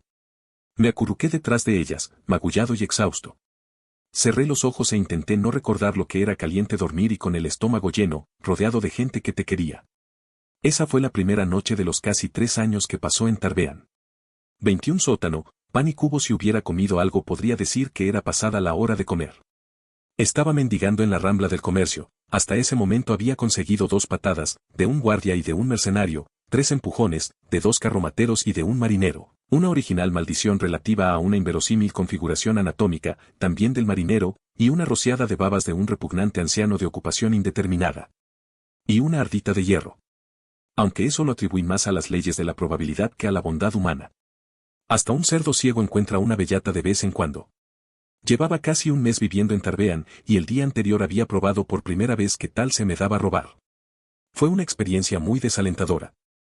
Me había pillado con la mano en el bolsillo de un carnicero, y me había llevado un porrazo tan tremendo en la cabeza que todavía me mareaba cuando intentaba ponerme en pie o girar la cabeza demasiado deprisa. Desanimado por mi primera incursión en el robo, había decidido que ese día me dedicaría a pedir limosna. Y de momento, el día estaba resultando mediocre. El hambre me comprimía el estómago, y un solo ardite de pan rancio no iba a ayudarme mucho. Me estaba planteando trasladarme a otra calle cuando vi a un niño que corría hacia un mendigo más joven que yo. Le dijo algo al oído, con prisas, y ambos se marcharon pitando. Lo siguen, por supuesto, todavía me quedaba algo de curiosidad. Además, cualquier cosa que los alejara de la esquina de una calle bulliciosa en pleno día merecía que le dedicase atención. Quizás los telinos estuvieran repartiendo pan otra vez. O quizás hubiera volcado un carro de fruta. O quizás los guardias estarían ahorcando a alguien. Cualquiera de esas cosas bien valía media hora de mi tiempo. Seguí a los niños por las sinuosas calles hasta que los vi doblar una esquina y bajar unos escalones que conducían al sótano de un edificio ruinoso. Yo detuve, el sentido común sofocó la débil chispa de mi curiosidad. Los niños reaparecieron al poco rato, cada uno llevaba un pedazo de pan moreno. Los vi pasar, riendo y dándose empujones. El pequeño, que no debía de tener más de 6 años, me vio mirarlo y me hizo señas con la mano. Todavía queda un poco dicho con la boca llena. Pero será mejor que te des prisa. Mi sentido común hizo una rápida corrección y me dirigí con cautela hacia los escalones. Al final de los escalones había unas tablas podridas, lo único que quedaba de una puerta rota. Detrás de las tablas llegó un corto pasillo que conducía a una habitación escasamente iluminada. Una joven de mirada pétrea me dio un empujón y pasó a mi lado sin mirarme. También llevaba un trozo de sartén. Pasé por encima de los trozos de puerta rota y entré en la habitación húmeda y fría. Di unos pasos, y entonces oí un débil gemido que me hizo parar en seco. Era un sonido casi animal, pero mi oído me decía que provenía de una garganta humana. No sé qué esperaba encontrar, pero desde luego nada parecido a lo que encontré. Había 2 lámparas viejas alimentadas con aceite de pescado que arrojaban débiles sombras contra las paredes de piedra oscura. Había 6 gatos en la habitación, todos ocupados. 2 niños que eran poco más que bebés compartían una manta en el suelo de piedra, y otro estaba acurrucado en un montón de harapos. Un chico de mi edad estaba sentado en un rincón oscuro, con la cabeza apoyada en la pared. Uno de los niños se movió un poco en su catre, como si se agitara en sueños. Pero había algo en su forma de movimiento que resultaba extraño.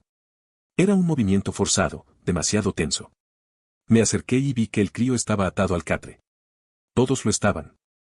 El niño tiró de las cuerdas e hizo ese ruido que yo había oído desde el pasillo. Entonces sonó mucho más claro, un largo y último grito, ¡ah, ah, ah! Al principio pensé en todas las historias que había oído sobre el duque de Gibea. El duque y sus secuaces secuestraron y torturaron a gente durante 20 años, hasta que la iglesia intervino y puso fin a sus atrocidades. ¿Qué? ¿Qué dijo una voz desde la otra habitación?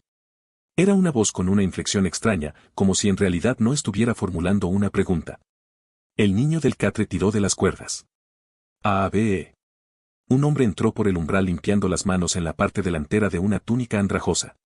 ¿Qué? Que repitió en el mismo tono monocorde. Era una voz vieja y cansada, pero también paciente. Paciente como una roca o como una gata con gatitos. No era la clase de voz que yo le habría atribuido al duque de Gibea. ¿Qué? ¿Qué? Ya va, Tanee. No me he ido, estaba aquí mismo. Ya he vuelto. Dio unos golpecitos con un pie en el desnudo suelo de piedra. Iba descalzo.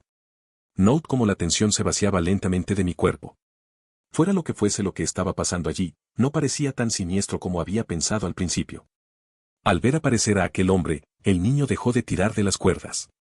Dijo, y tiró de las cuerdas que lo sujetaban. ¿Qué? Esa vez sí era una pregunta. ¿MMM? El anciano miró alrededor y me vio. Hola.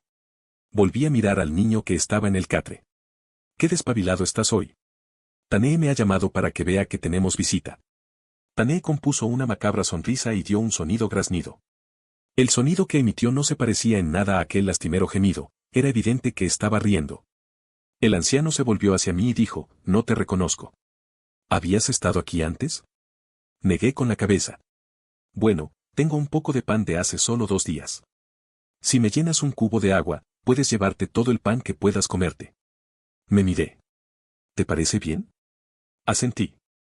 Aparte de los gatos, los muebles únicos que había en la habitación eran una silla, una mesa y un barril abierto junto a una de las puertas.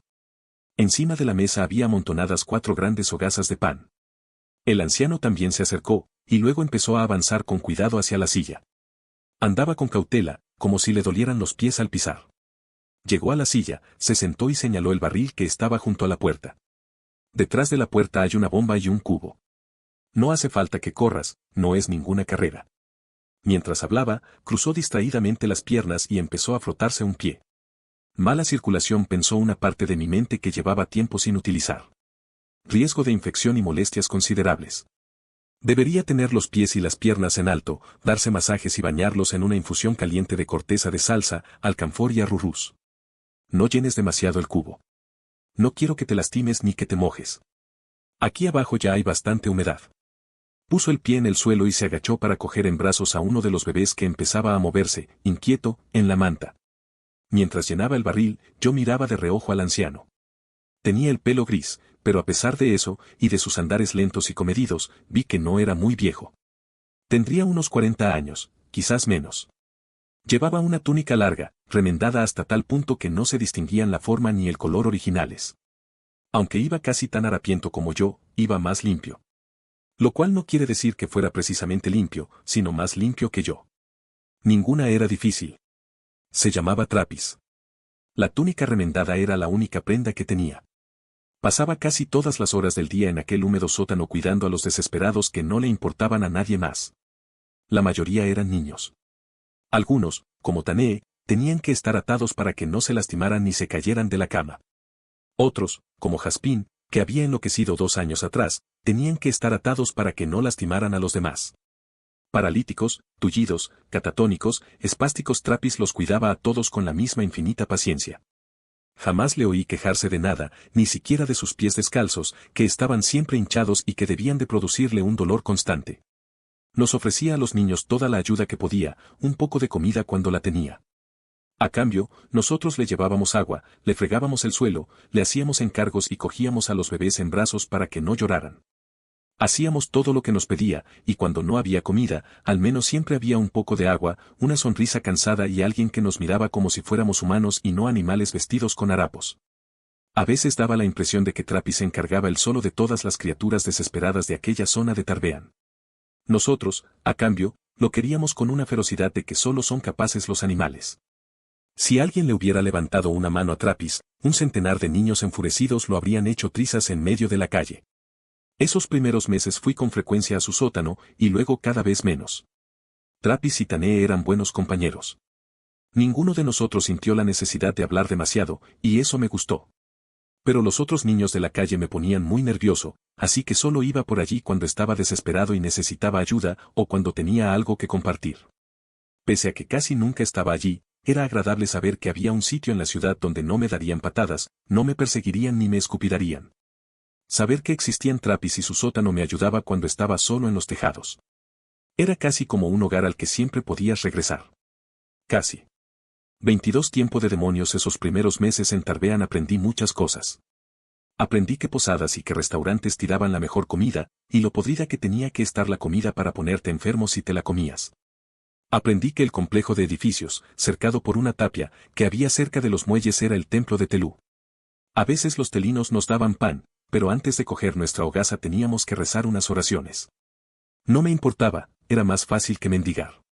A veces, los sacerdotes de túnica gris intentaban que entrara en la iglesia para rezar las oraciones, pero yo había oído rumores, y cuando me lo pedían me escapaba, tanto si ya me habían dado la hogaza como si no. Aprendí a esconderme. Tenía un sitio secreto encima de una vieja curtiduría, donde confluían 3 tejados proporcionándome abrigo del viento y de la lluvia. Escondí el libro de Ben bajo las vigas, envuelto en una lona. Solo lo sacaba de allí de vez en cuando, como si fuera una reliquia sagrada. El libro era el único objeto sólido de mi pasado que conservaba, y tomaba todo tipo de precauciones para protegerlo. Aprendí que Tarbean es enorme. Si no la has visto con tus propios ojos, no puedes imaginarlo. Es como el océano. Por mucho que te hayan hablado del agua y de las olas, no te haces una idea de su tamaño hasta que te plantas en la orilla. No comprendes realmente el océano hasta que te encuentras en medio de él, rodeado de agua por todos los lados extendiéndose hasta el infinito. Solo entonces comprendes lo pequeño y lo impotente que eres. Parte de la inmensidad de Tarbean se debe a que está dividida en 1.000.000 de barrios, cada uno con su propia personalidad.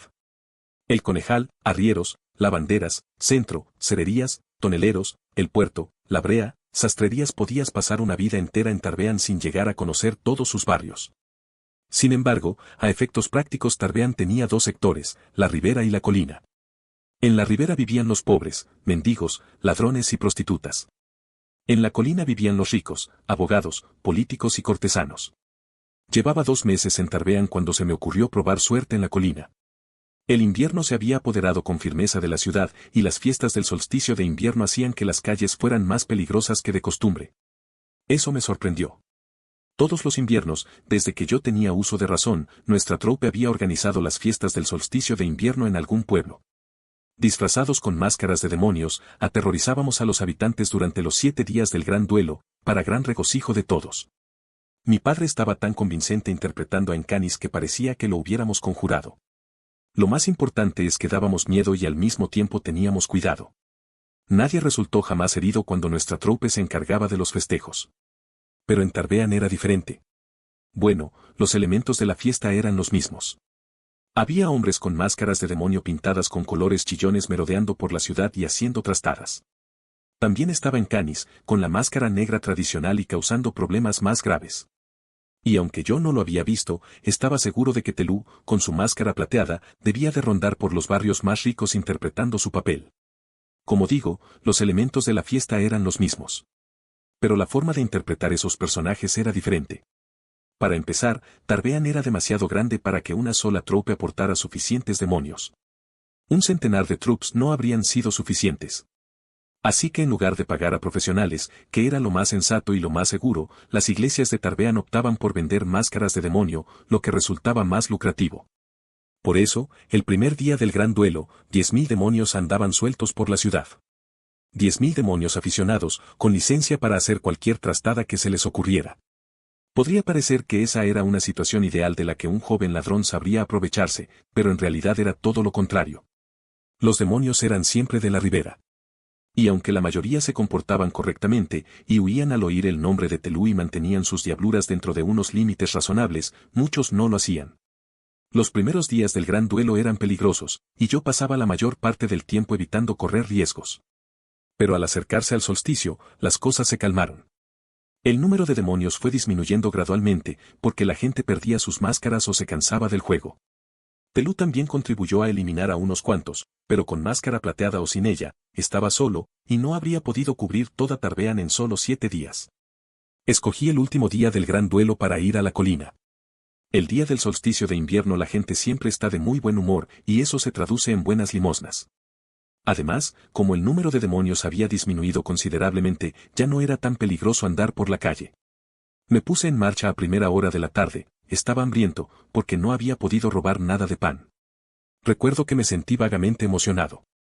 Quizás una parte de mí recordara otras fiestas del solsticio que había pasado con mi familia, comidas calientes y, luego, camas calientes.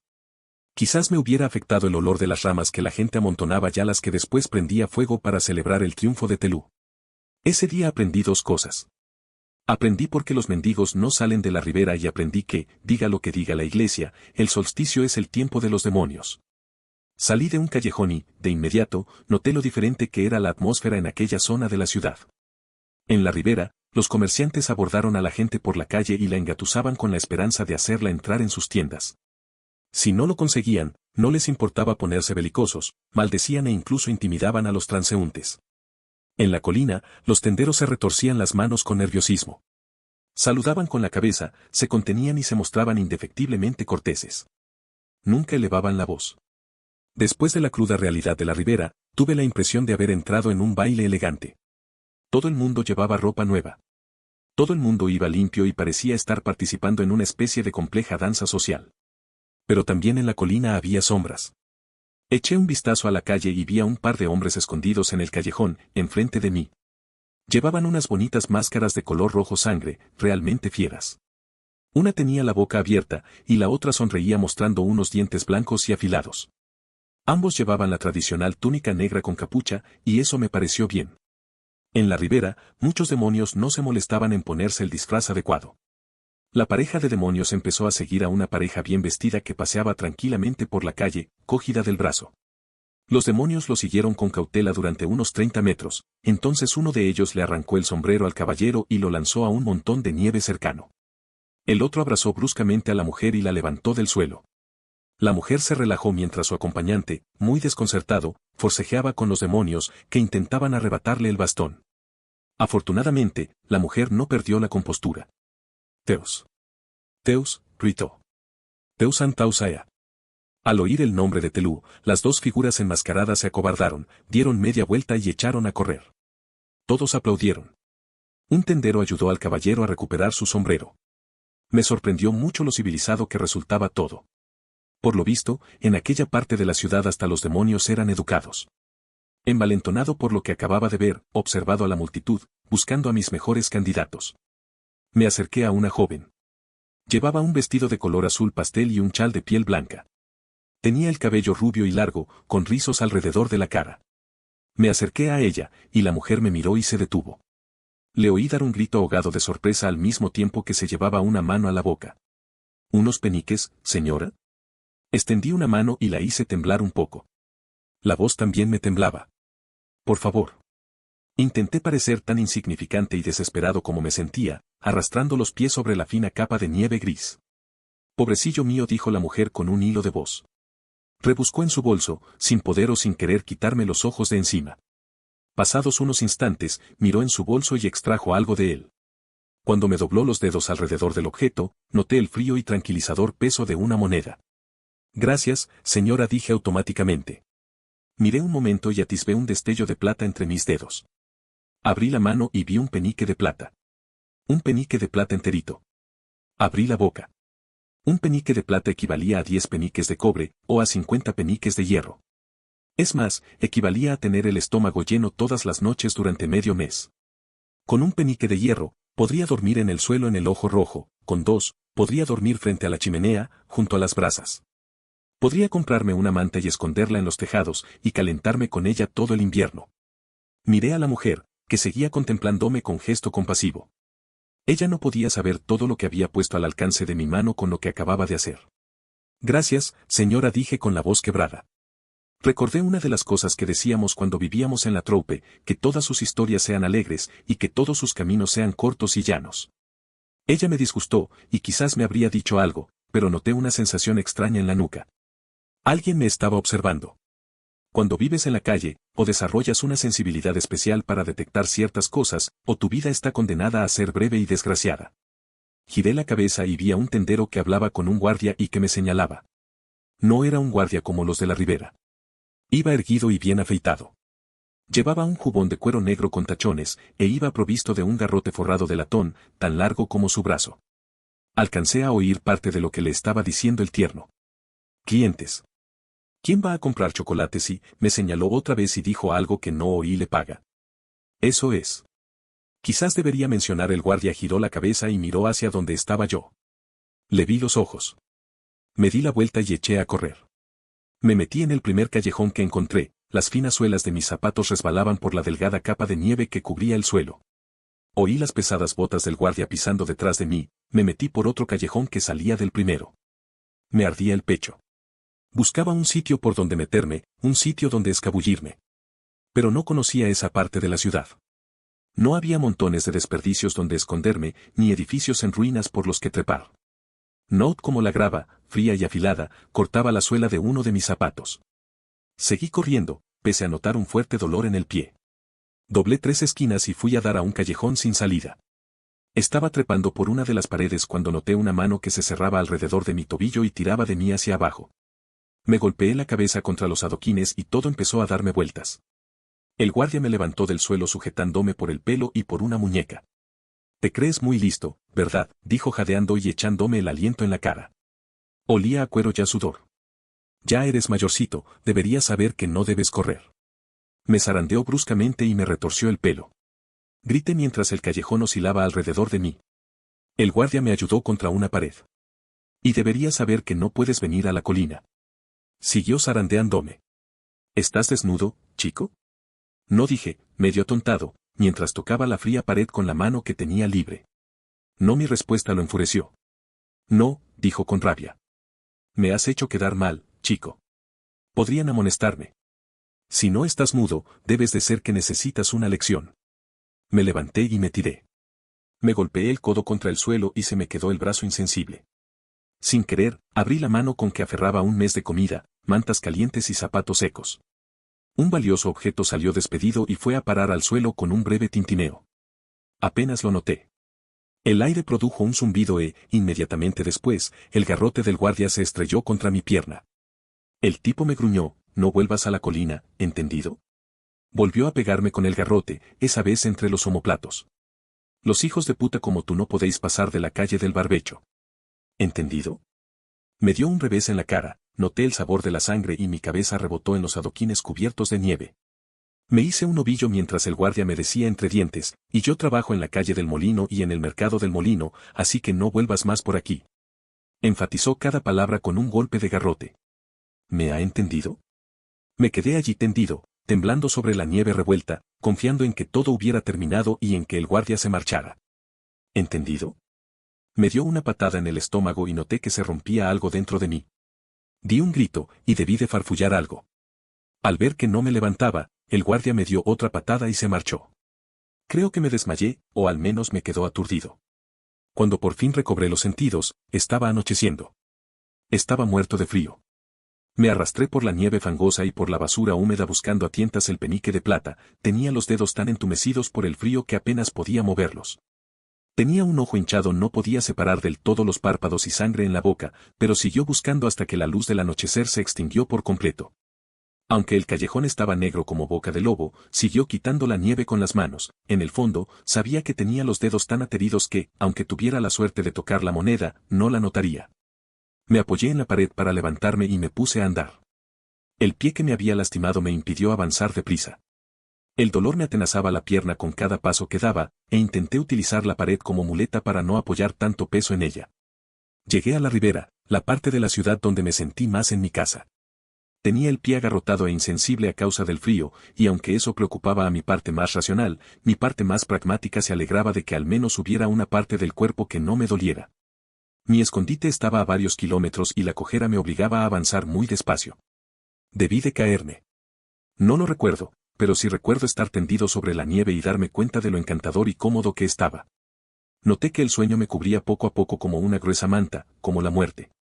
Cerré los ojos. Recuerdo el profundo silencio de la calle desierta a mi alrededor. Estaba demasiado entumecido y cansado para sentir miedo. En mi delirio, imaginaba la muerte con forma de un gran pájaro con alas de fuego y sombras. Estaba suspendida sobre mí, observándome pacientemente, esperándome me dormí, y el gran pájaro me envolvió con sus llameantes ay. Imagina un calor delicioso. Entonces el pájaro me clavó las garras, desgarrándome no, solo era el dolor de mis costillas rotas. Alguien me había dado la vuelta.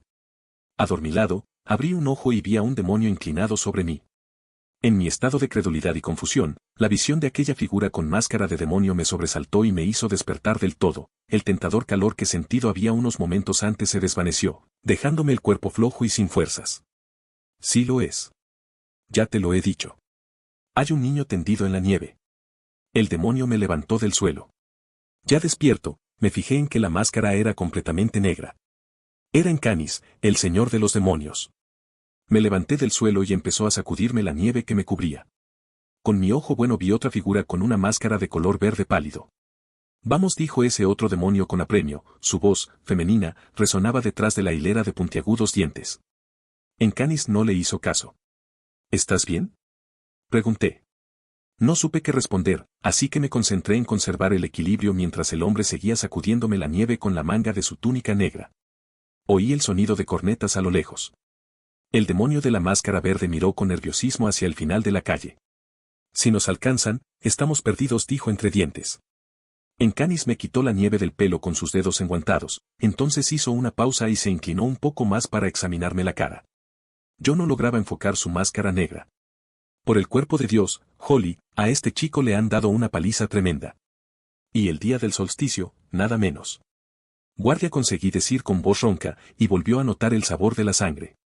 Estás helado, dijo Encanis, y empezó a frotarme los brazos y las piernas con las manos, tratando de activar mi circulación. Tendrás que venir con nosotros. Volvieron a oírse las cornetas, más cerca y mezcladas con el débil murmullo de una multitud. No digas estúpidos, dijo el otro demonio. No está en condiciones de correr por la ciudad. Tampoco está en condiciones de quedarse aquí, le espetó Encanis, y siguió masajeándome los brazos y las piernas con fuerza. Poco a poco, empecé a recuperar la sensibilidad. Básicamente, lo que sentía era unas punzadas de calor, un cosquilleo que era un doloroso vestigio del reconfortante calor que había sentido un minuto antes, cuando me estaba quedando dormido. El dolor me apuñalaba cada vez que el demonio me tocaba un cardenal, pero mi cuerpo estaba demasiado cansado para esquivarlo. El demonio de la máscara verde se acercó y puso una mano sobre el hombro de su acompañante. Tenemos que irnos, Herrick. Ya cuidará a alguien de él. Intentó llevarse a su amigo, pero no lo consiguió. Si nos encuentran aquí, pensarán que hemos sido nosotros.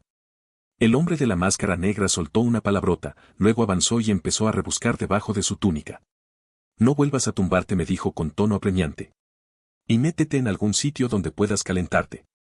El gentío se había acercado lo suficiente para que yo distinguiera voces aisladas en medio del ruido de cascos de caballos y del chirriar de ruedas de madera. El hombre de la máscara negra me tendió una mano. Tardé un momento en enfocar lo que me estaba mostrando, un talento de plata, más grueso y más pesado que el pene que yo había perdido. Era tanto dinero que apenas podía pensar en él. Vamos, cógelo. El desconocido era pura oscuridad, capa negra con capucha, máscara negra, guantes negros. Encanis estaba delante de mí ofreciéndome una moneda de plata en la que se reflejaba la luz de la luna. Grabé la escena de Daéonica en que Tarso vende su alma.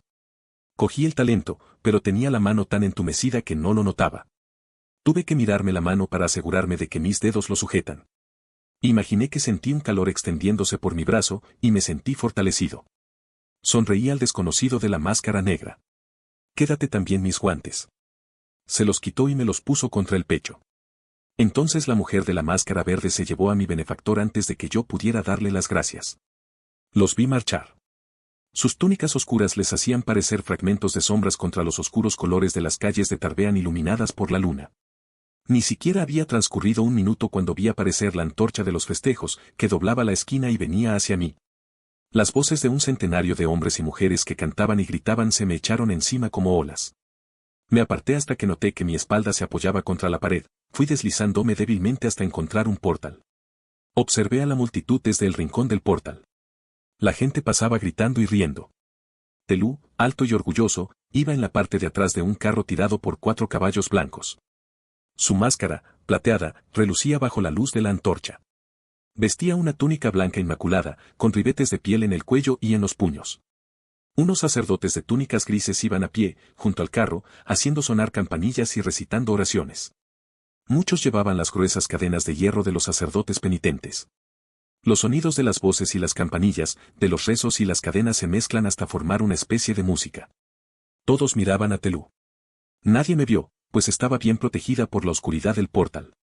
Tardaron casi 10 minutos en pasar todos, entonces salí de mi escondite e inició el regreso a casa. Iba muy despacio, pero me sentí fortalecido por la moneda que llevaba en el puño. De vez en cuando miraba el talento para asegurarme de que mi entumecida mano todavía lo sujetaba con fuerza. Quería ponerme los guantes que me habían regalado, pero temía que al hacerlo se me cayera la moneda y la perdiera en la nieve. No sé cuánto tardaré en llegar. Caminar me hizo entrar en calor, aunque todavía tenía los pies agarrotados e insensibles. Cuando miré por encima del hombro, vi el rastro de sangre que dejaba mi pie herido. Eso, curiosamente, me tranquilizó. Un pastel que sangra es mejor que un pastel completamente congelado. Paré en la primera posada que encontré, el hombre risueño. Dentro había música y mucho jolgorio. Evité la puerta principal y me dirigí al callejón de la parte de atrás. Había un par de muchachas charlando en la puerta de la cocina, escaqueándose de sus tareas. Fui cojeando hasta ellas, utilizando la pared como muleta. Ellas no me vieron hasta que casi me tuvieron encima. La más joven me miró y lanzó un grito de asombro. Di un paso más hacia ellas. ¿Podríais traerme comida y una manta? Tengo dinero. Estiré un brazo, y me asusté al ver cómo me temblaba la mano, manchada de sangre de cuando me había tocado la cara. Notaba la cara interna de la mejilla en carne viva. Me dolía al hablar. Por favor.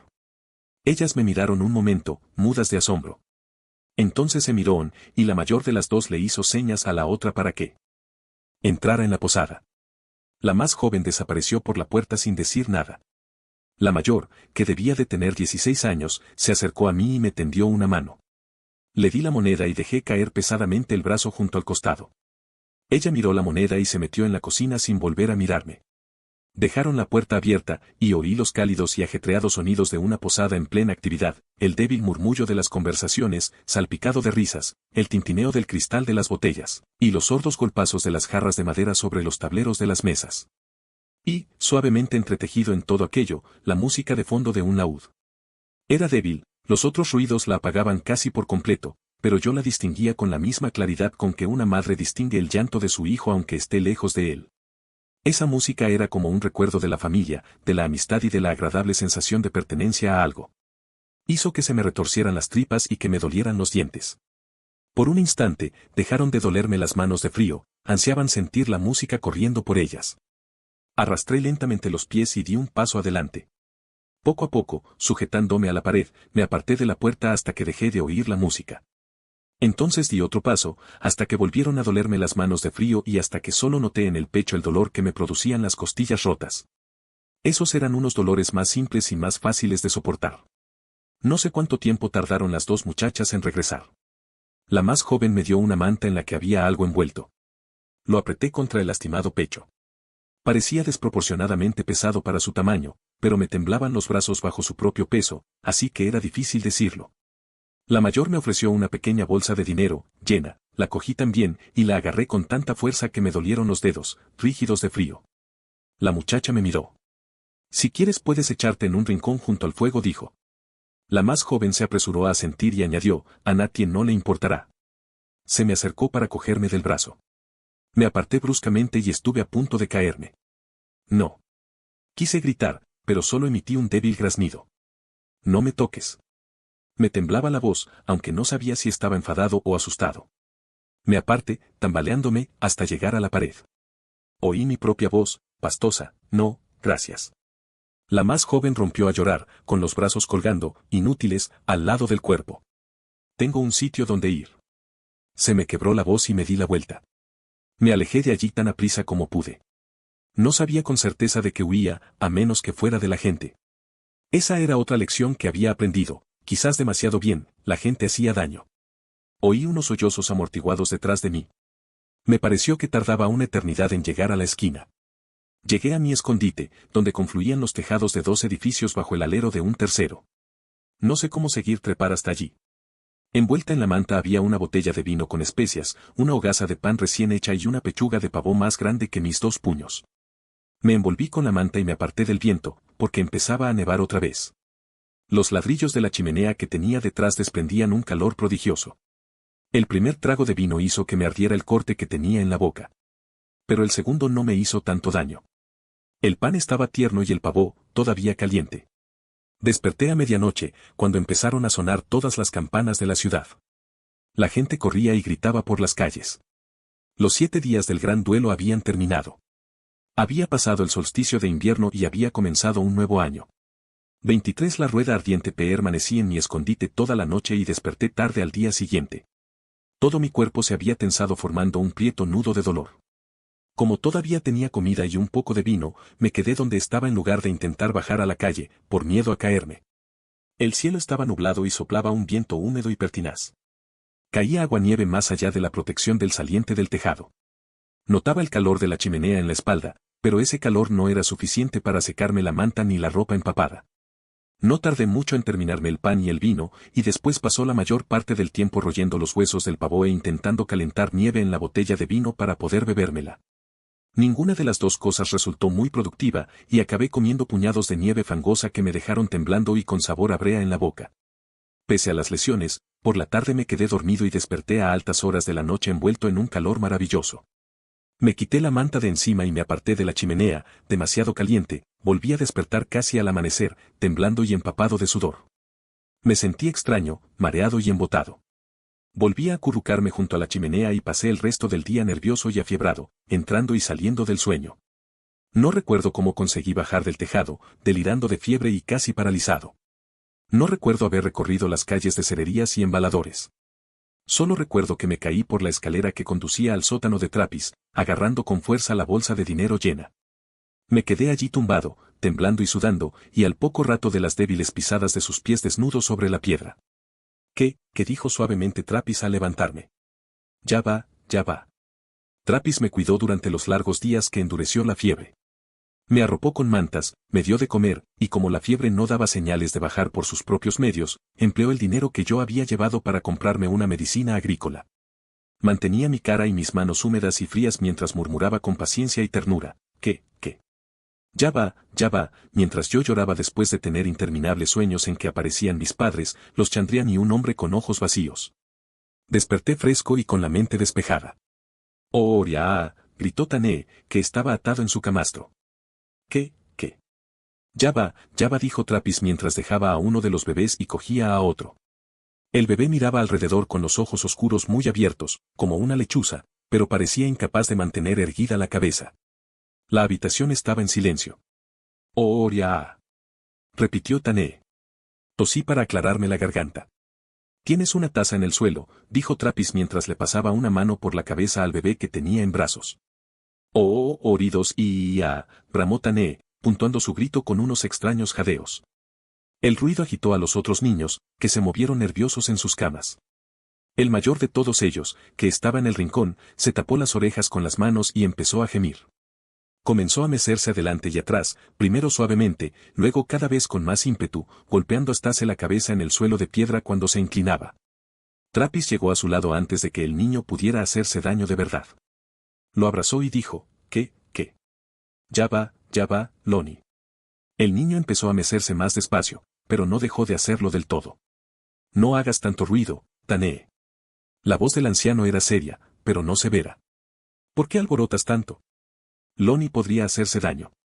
Oh, Oria, repitió Tané en voz baja. Detecté una nota de remordimiento en su voz. Me parece que quiere que le cuente una historia, dije a Trappis, sorprendiéndome a mí mismo. Dijo Tané. ¿Es eso lo que quieres, Tané? 3. Hubo un momento de silencio. Yo no sé ninguna historia, dijo Trappis. Tané permaneció callado y enfurruñado. Todo el mundo sabe alguna historia, pensé. Todo el mundo sabe al menos una. Oh, Oria. Trappis miró alrededor, como si buscara una excusa. Bueno, dijo con reticencia, hace tiempo que no contamos historias, ¿verdad? Miró al niño que tenía en brazos. ¿Te gustaría oír una historia, Lonnie?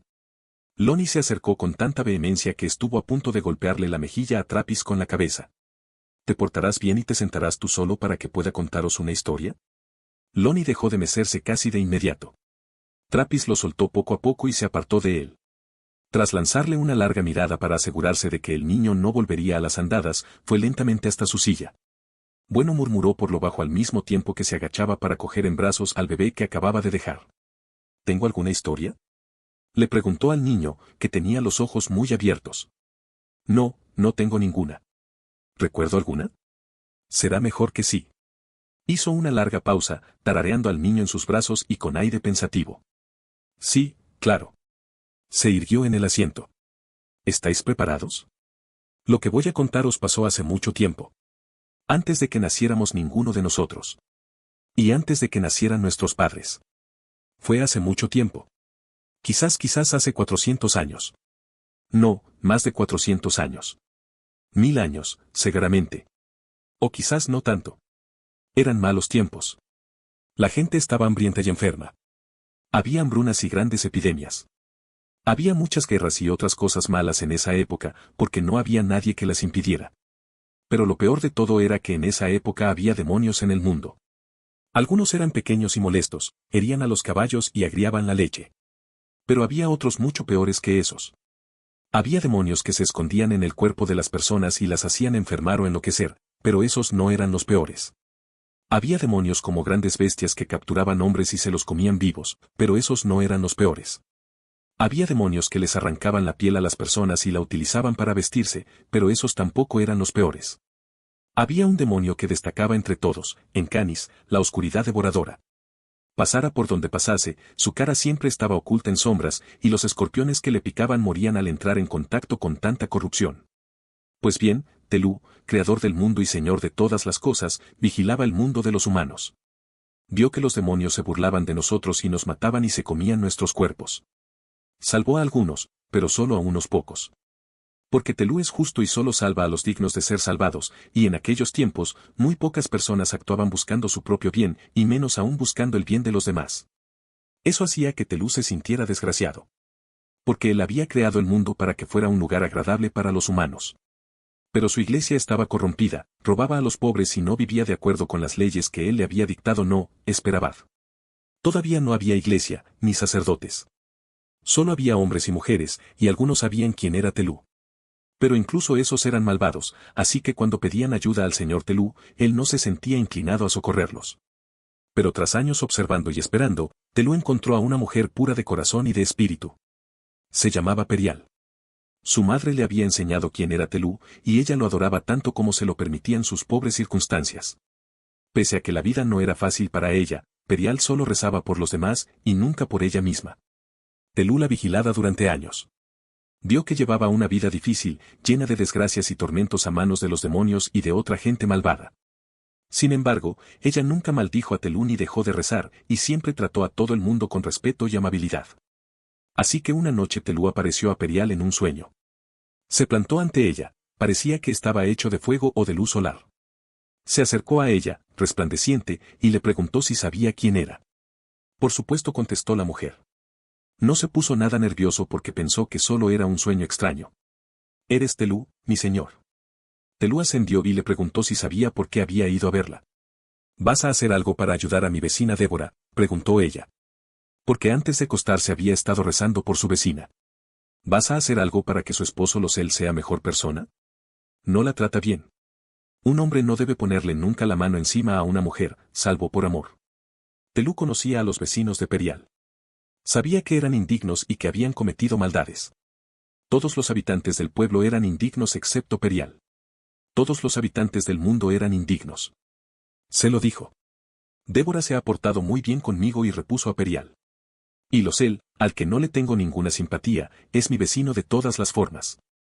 Telú le dijo que Débora se acostaba con muchos hombres y que Losel bebía todos los días de la semana, incluso en duelo. No, esperad. Todavía no existía el duelo. Pero de todos modos, Losel bebía mucho. A veces se enfurecía tanto que pegaba a su esposa hasta que ella no se tenía en pie y ni siquiera podía llorar. En su sueño, Perial guardó silencio. Sabía que Telú decía la verdad, pero aunque Perial era pura de corazón, no era necesaria. Ella ya sospechaba que sus vecinos hacían esas cosas que Telú había mencionado. Con todo, incluso sabiéndolo con certeza, seguía sintiendo cariño por ellos. ¿No vas a ayudarla? Telú dijo que los dos esposos eran un buen castigo el uno para el otro. Eran malos, ya la gente mala había que castigarla. Perial habló con sinceridad, quizás porque creía que estaba soñando, pero seguramente habría dicho lo mismo si hubiera estado despierto, porque Perial siempre decía lo que pensaba. Ellos no tienen la culpa de que la vida sea tan difícil ni de que haya tanta hambre y tanta tristeza en el mundo, dijo. ¿Qué se puede esperar de la gente si tiene que convivir con los demonios? Pero aunque Telú escuchó las sabias palabras de Perial con los oídos, insistió en que los humanos eran malvados, y en que a los malvados había que castigarlos. Me parece que no sabes qué significa ser humano, replicó ella. Y yo, si pudiera, los ayudaría de todas formas, dijo con decisión. Pues así será, dijo Telú, estiró un brazo y le puso la mano sobre el corazón.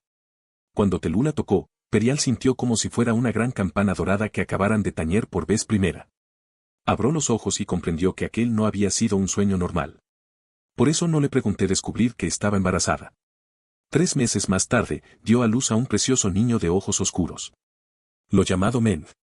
El día después de nacer, Mend ya gateaba. 2 días más tarde, sabía andar. Perial estaba sorprendida, pero no preocupada, porque sabía que su hijo era un regalo de Dios. Sin embargo, Perial era una mujer sabia.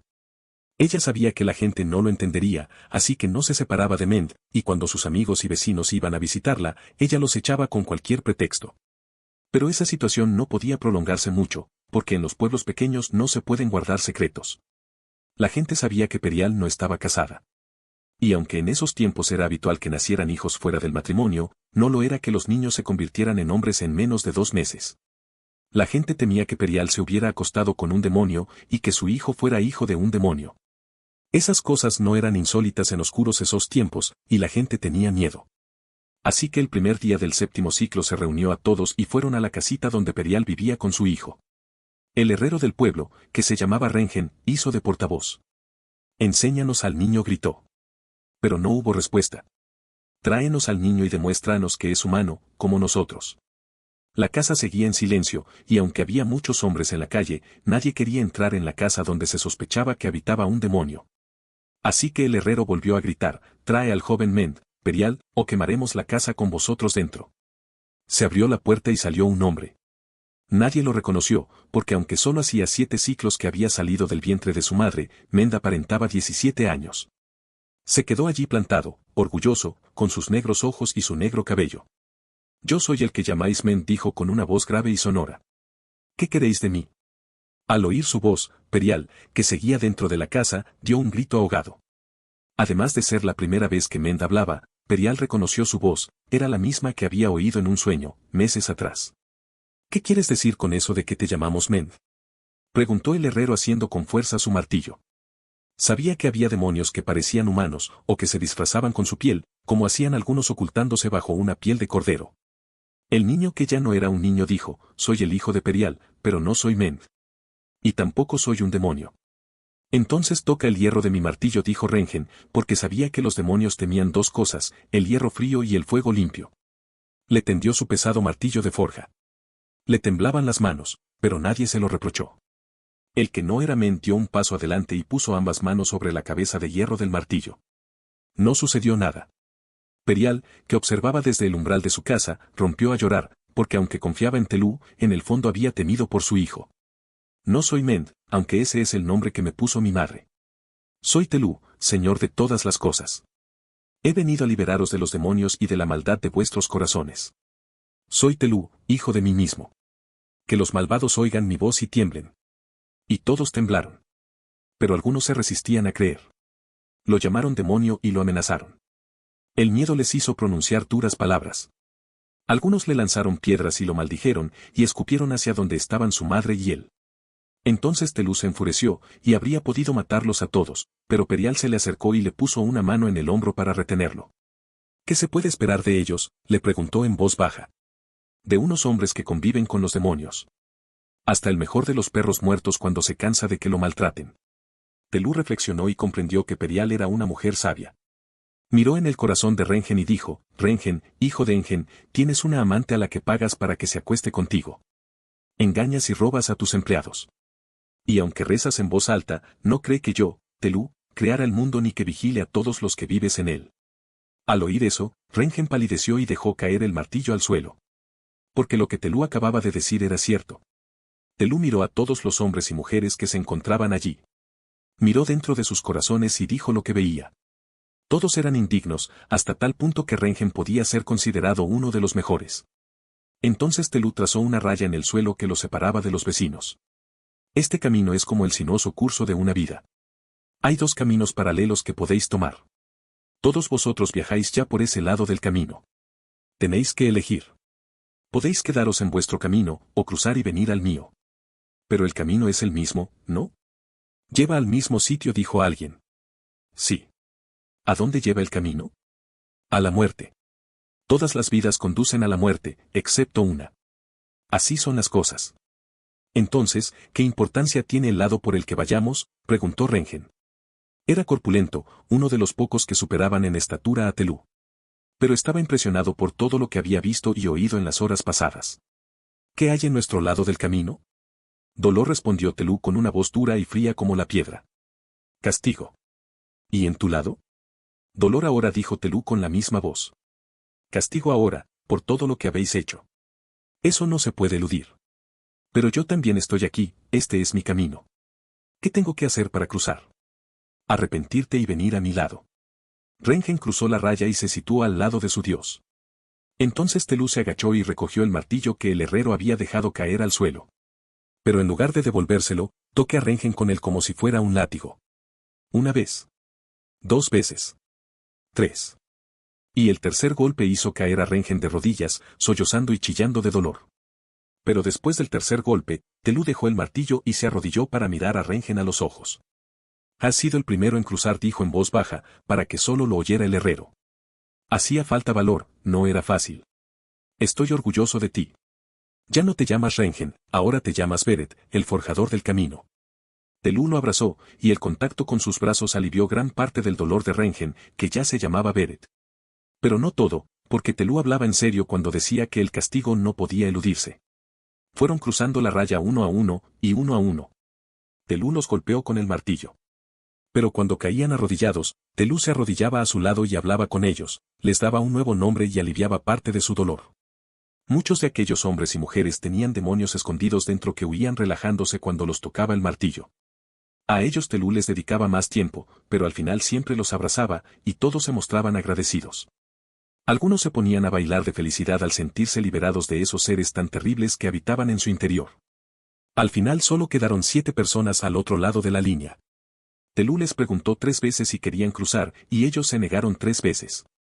Después de la tercera vez, Telú saltó al otro lado de la raya y les asestó a cada uno un fuerte golpe, haciendo caer al suelo.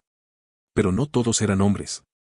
Cuando Telú tocó al cuarto, se oyó un ruido parecido al del hierro al enfriarse y olió a cuero quemado. Porque el cuarto hombre no era un hombre, sino un demonio con piel de hombre. Telú agarró al demonio y lo despedazó con las manos, maldiciéndolo y lanzándolo a la oscuridad exterior, donde habitan los de su clase. Los otros 3 se dejaron golpear. Ninguno era un demonio, aunque de los cuerpos de algunos de los que habían caído salieron huyendo demonios. Cuando hubo terminado, Telú no habló con los 6 que no habían cruzado, ni se arrodilló para abrazarlos y aliviar su dolor. Al día siguiente, Telú se puso en camino para terminar lo que había comenzado. Fue de pueblo en pueblo ofreciendo a sus habitantes la misma elección que les había planteado a los convecinos de Perial. El resultado siempre era el mismo, algunos cruzaban, y algunos se quedaban, algunos no eran hombres, sino demonios, ya esos Telú los destruía. Pero había un demonio que seguía eludiendo a Telú, Encanis, que tenía la cara en sombras. Encanis, cuya voz era como un cuchillo en la mente de los humanos. Siempre que Telú paraba en un pueblo para ofrecer a sus habitantes la posibilidad de elegir su camino, Encanis había estado allí antes, destrozando los cultivos y envenenando los pozos. Encanis hacía que los hombres se mataran entre ellos y se llevaba a los niños de sus camas por la noche. Pasados 7 años, Telú había recorrido el mundo entero. Había echado a los demonios que nos atormentaban. A todos excepto a uno. Encanis seguía en libertad y hacía el trabajo de 1 millar de demonios, destruyéndolo y saqueándolo todo a su paso. Telú perseguía a Encanis, y Encanis huía. Pronto Telú estuvo a solo un ciclo del demonio, y luego a 2 días, y luego a mediodía. Por fin estaba tan cerca que sentía el frío que dejaba Encanis a su paso, y veía sitios donde había puesto las manos y los pies, porque estaban marcados con una fría y negra escarcha. Encanis sabía que lo perseguían, y se dirigió a una gran ciudad. El señor de los demonios empleó todo su poder y la ciudad quedó arrasada. Lo hizo con la esperanza de retrasar a Telú y escapar, pero el dios andante solo se detuvo para encargar a unos sacerdotes que se ocuparon de la gente de la ciudad en ruinas. Encanis huyó durante 6 días, y 6 grandes ciudades quedaron destruidas. Pero al séptimo día, Telú llegó antes de que Encanis pudiera emplear su poder, y la séptima ciudad se salvó. Por eso el 7 es el número de la suerte, y por eso celebramos el Chaen. Encanis se encontró en apuros, y concentró todas sus fuerzas en escapar de Telú. Pero al octavo día Telú no se entretuvo comiendo ni durmiendo. Y así fue como, al final de la abatida, Telú atrapó a Encanis. Se abalanzó sobre el demonio y lo golpeó con su martillo de forja.